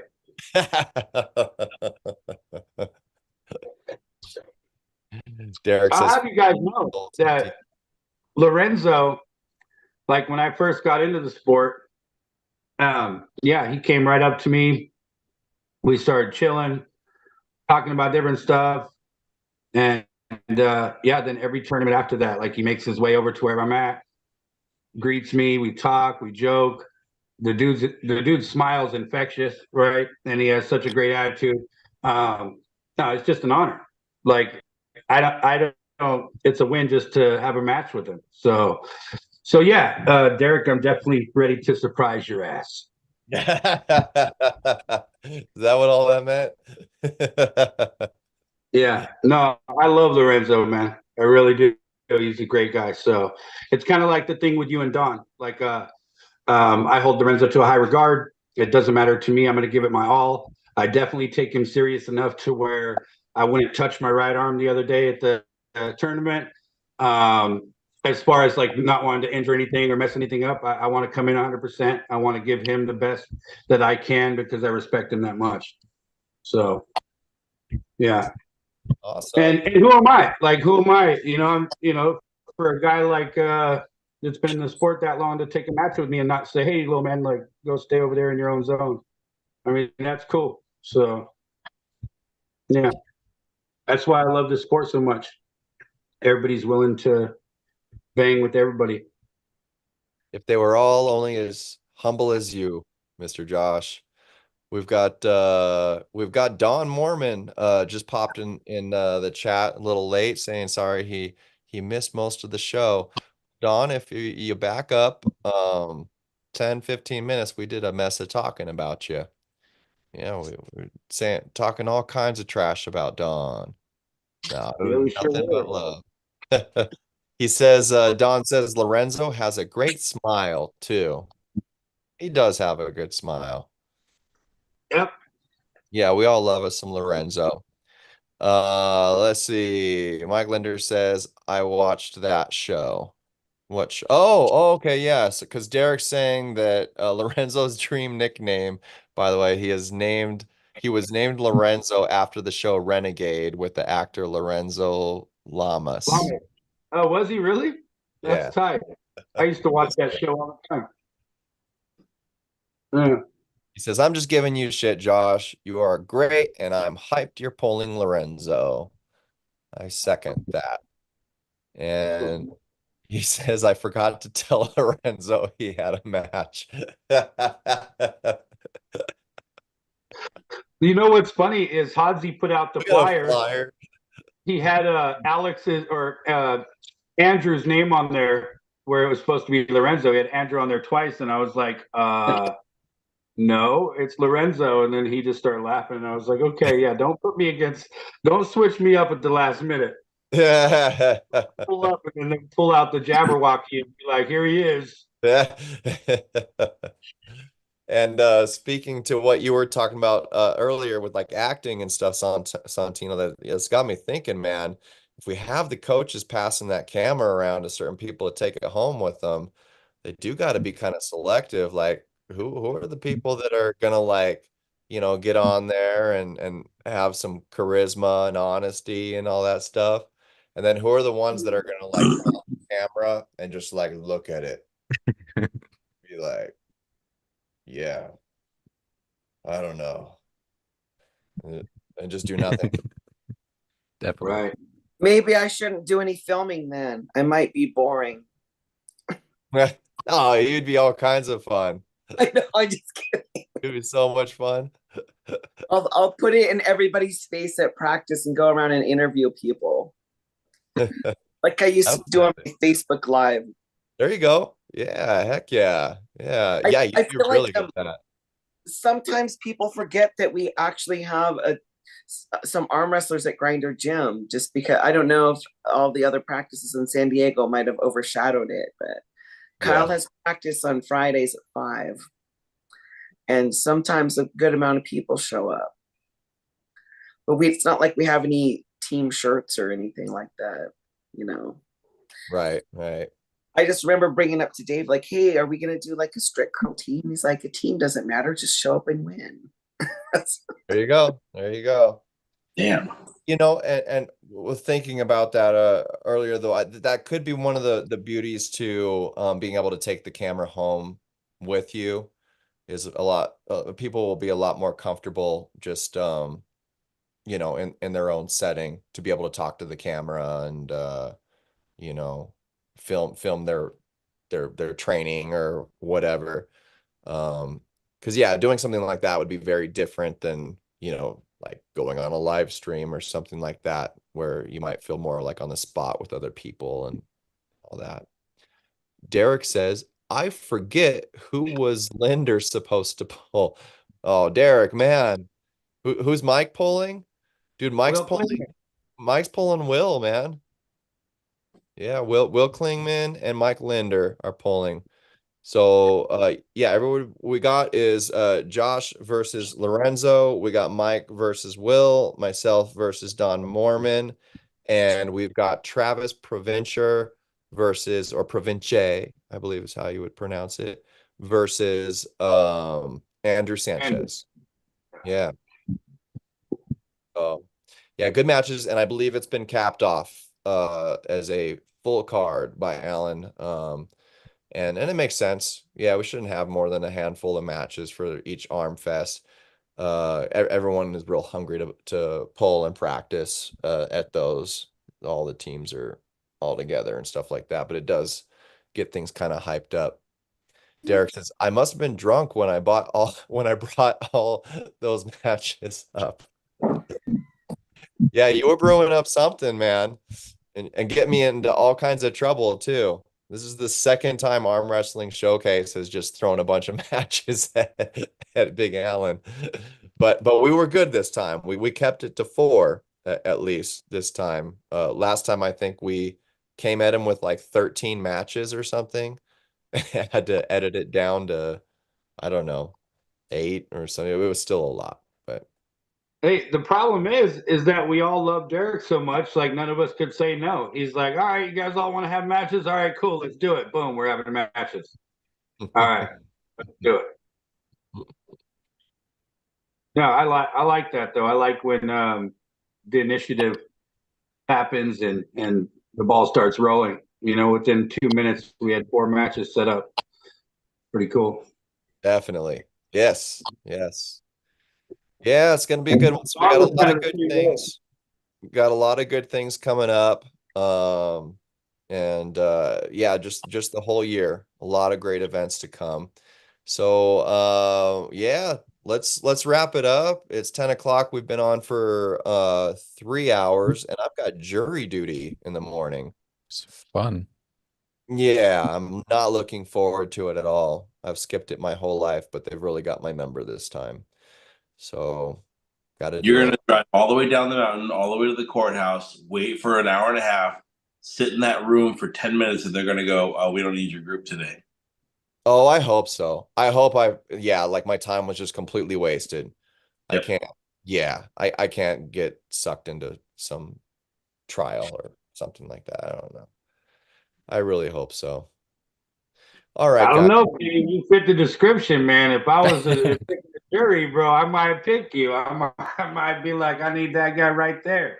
No. I gotta like go and wear like something like really racist and say like all the worst things to possibly say. Oh my like, God, can you please read Derek's comment? Oh, which one? You read it. I would have hopped on, but I'm topless wearing a cowboy hat. Oh no. What are you doing in the chat, Derek? You should be on the show, man. Sounds like some magic's happening over wherever you're at. He's getting in the right mind frame for his match. So Derek, what's your cowboy stripper name? I want to know what color his cowboy hat is. Is it pink? Did you guys watch his? Did you guys watch his live earlier? Yeah, a little bit. Yeah. Yeah. So he's getting in the right mind frame. That's all. He said he sent you a picture of his cowboy stripper outfit. Yeah, show us the picture. Is that something you can do on the Zoom? Can you flash it on the screen? Well, if he Wait, he sends sent me a picture. He just sent me if he shit. sends it to me, I could make it happen. Don Mormon says Woody. Yeah, send it to me, Derek, and I'll I He will didn't send me shit. share the crap out of it. Oh man, Mika messaged earlier. He said yeah, he would hop on. Did I thought I sent you the link, Mika. Crap, that would have been cool. Yeah, Derek, send me the photo. You didn't get a photo from him, Johnny? No. Maybe he's just joking. Okay. I think you guys are holding out on the juicy information over there. Come on. Wait. Hold on. Okay, never mind. Oh, wait. You got it? Yeah. Let's auction it off. He sure did. He did? Is he good? Is he good? Can we show it? Terrifying, dude. Is it? Hold on. Let me. Oh god, I gotta save this. Send it to Will the I team. will I lose my YouTube account if I share it? Like how bad on the Richter scale is it? No, you won't. Let me. Okay. How do I add it? Okay, hold on. Give me a second. Oh shit! What did I share? You could send it to me and I could like actually put it on the screen, but yeah. Okay, let me try to do that. That was. Fuck, that's funny. The suspense, man. Yeah, this is how we end the show with Derek in a cowboy stripper outfit. Yep, well, I'm gonna text it to you right now, Kane. And I bet you'll get some views. No, I really don't want to put. You should. I practice with Derek. He's gonna throw me like really far. I don't know. That's so funny. Why are we sharing the picture of this? Okay, he sent it to me. All right, I'm gonna take that as my permission to. That reminds me, you are older than Derek. Okay, you got seniority. Yeah. I don't know. Not on the team, that's for sure. Oh my god, that's funny, man. Oh, I love it. I love it. Okay, downloading. Saved. Okay. I'm gonna email it to myself. Technology is so complicated. Okay. This better be a good picture for as long as we're. This should be like Derek, if you can get the whole hat in the frame too, this should be like your next match profile photo. This should go on the East versus West. I know, right? East versus trading card table. Yeah. It's intimidating. Yeah, it kind of is. Let's see. Pull up my email a sec here.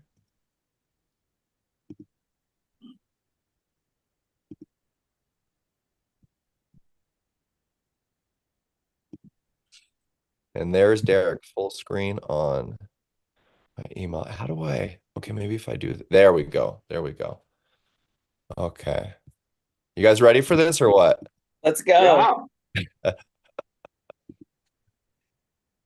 Stephanie's ready. Oh. And I don't know if is that a cowboy hat or is that a bowler? It's almost like one of those it looks like Odd Job. not a sombrero, but Yeah. what are those cowboy hats in Mexico? What do you call those? Yeah, it's a sombrero, right? No, more of a cowboy hat though. Yeah, I don't know. That's the business right there. That's what you need to send to Ingen, Derek. Engen. Derek, if you don't have a cowboy hat, I have one that you can have. So what is going on there? What's going on at home, Derek? I see you've got the backdrop, the YouTube backdrop up. Is this for the OnlyFans? Yeah, dude, this is OnlyFans. That's his part of what his show are you running after hours there? his private coaching Private coaching. Private coaching sessions. I love it. All right. You guys or anybody in the chat, caption this for me. What is Derek thinking here?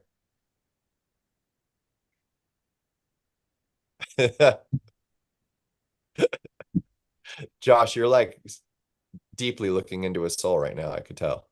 Yeah, I am. Big fucking dude looking at me. I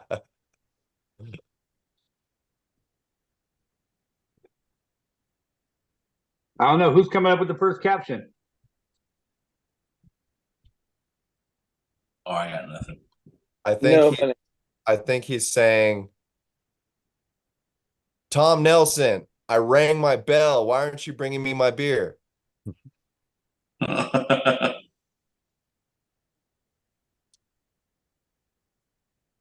think he's saying this thumb tastes better than I thought.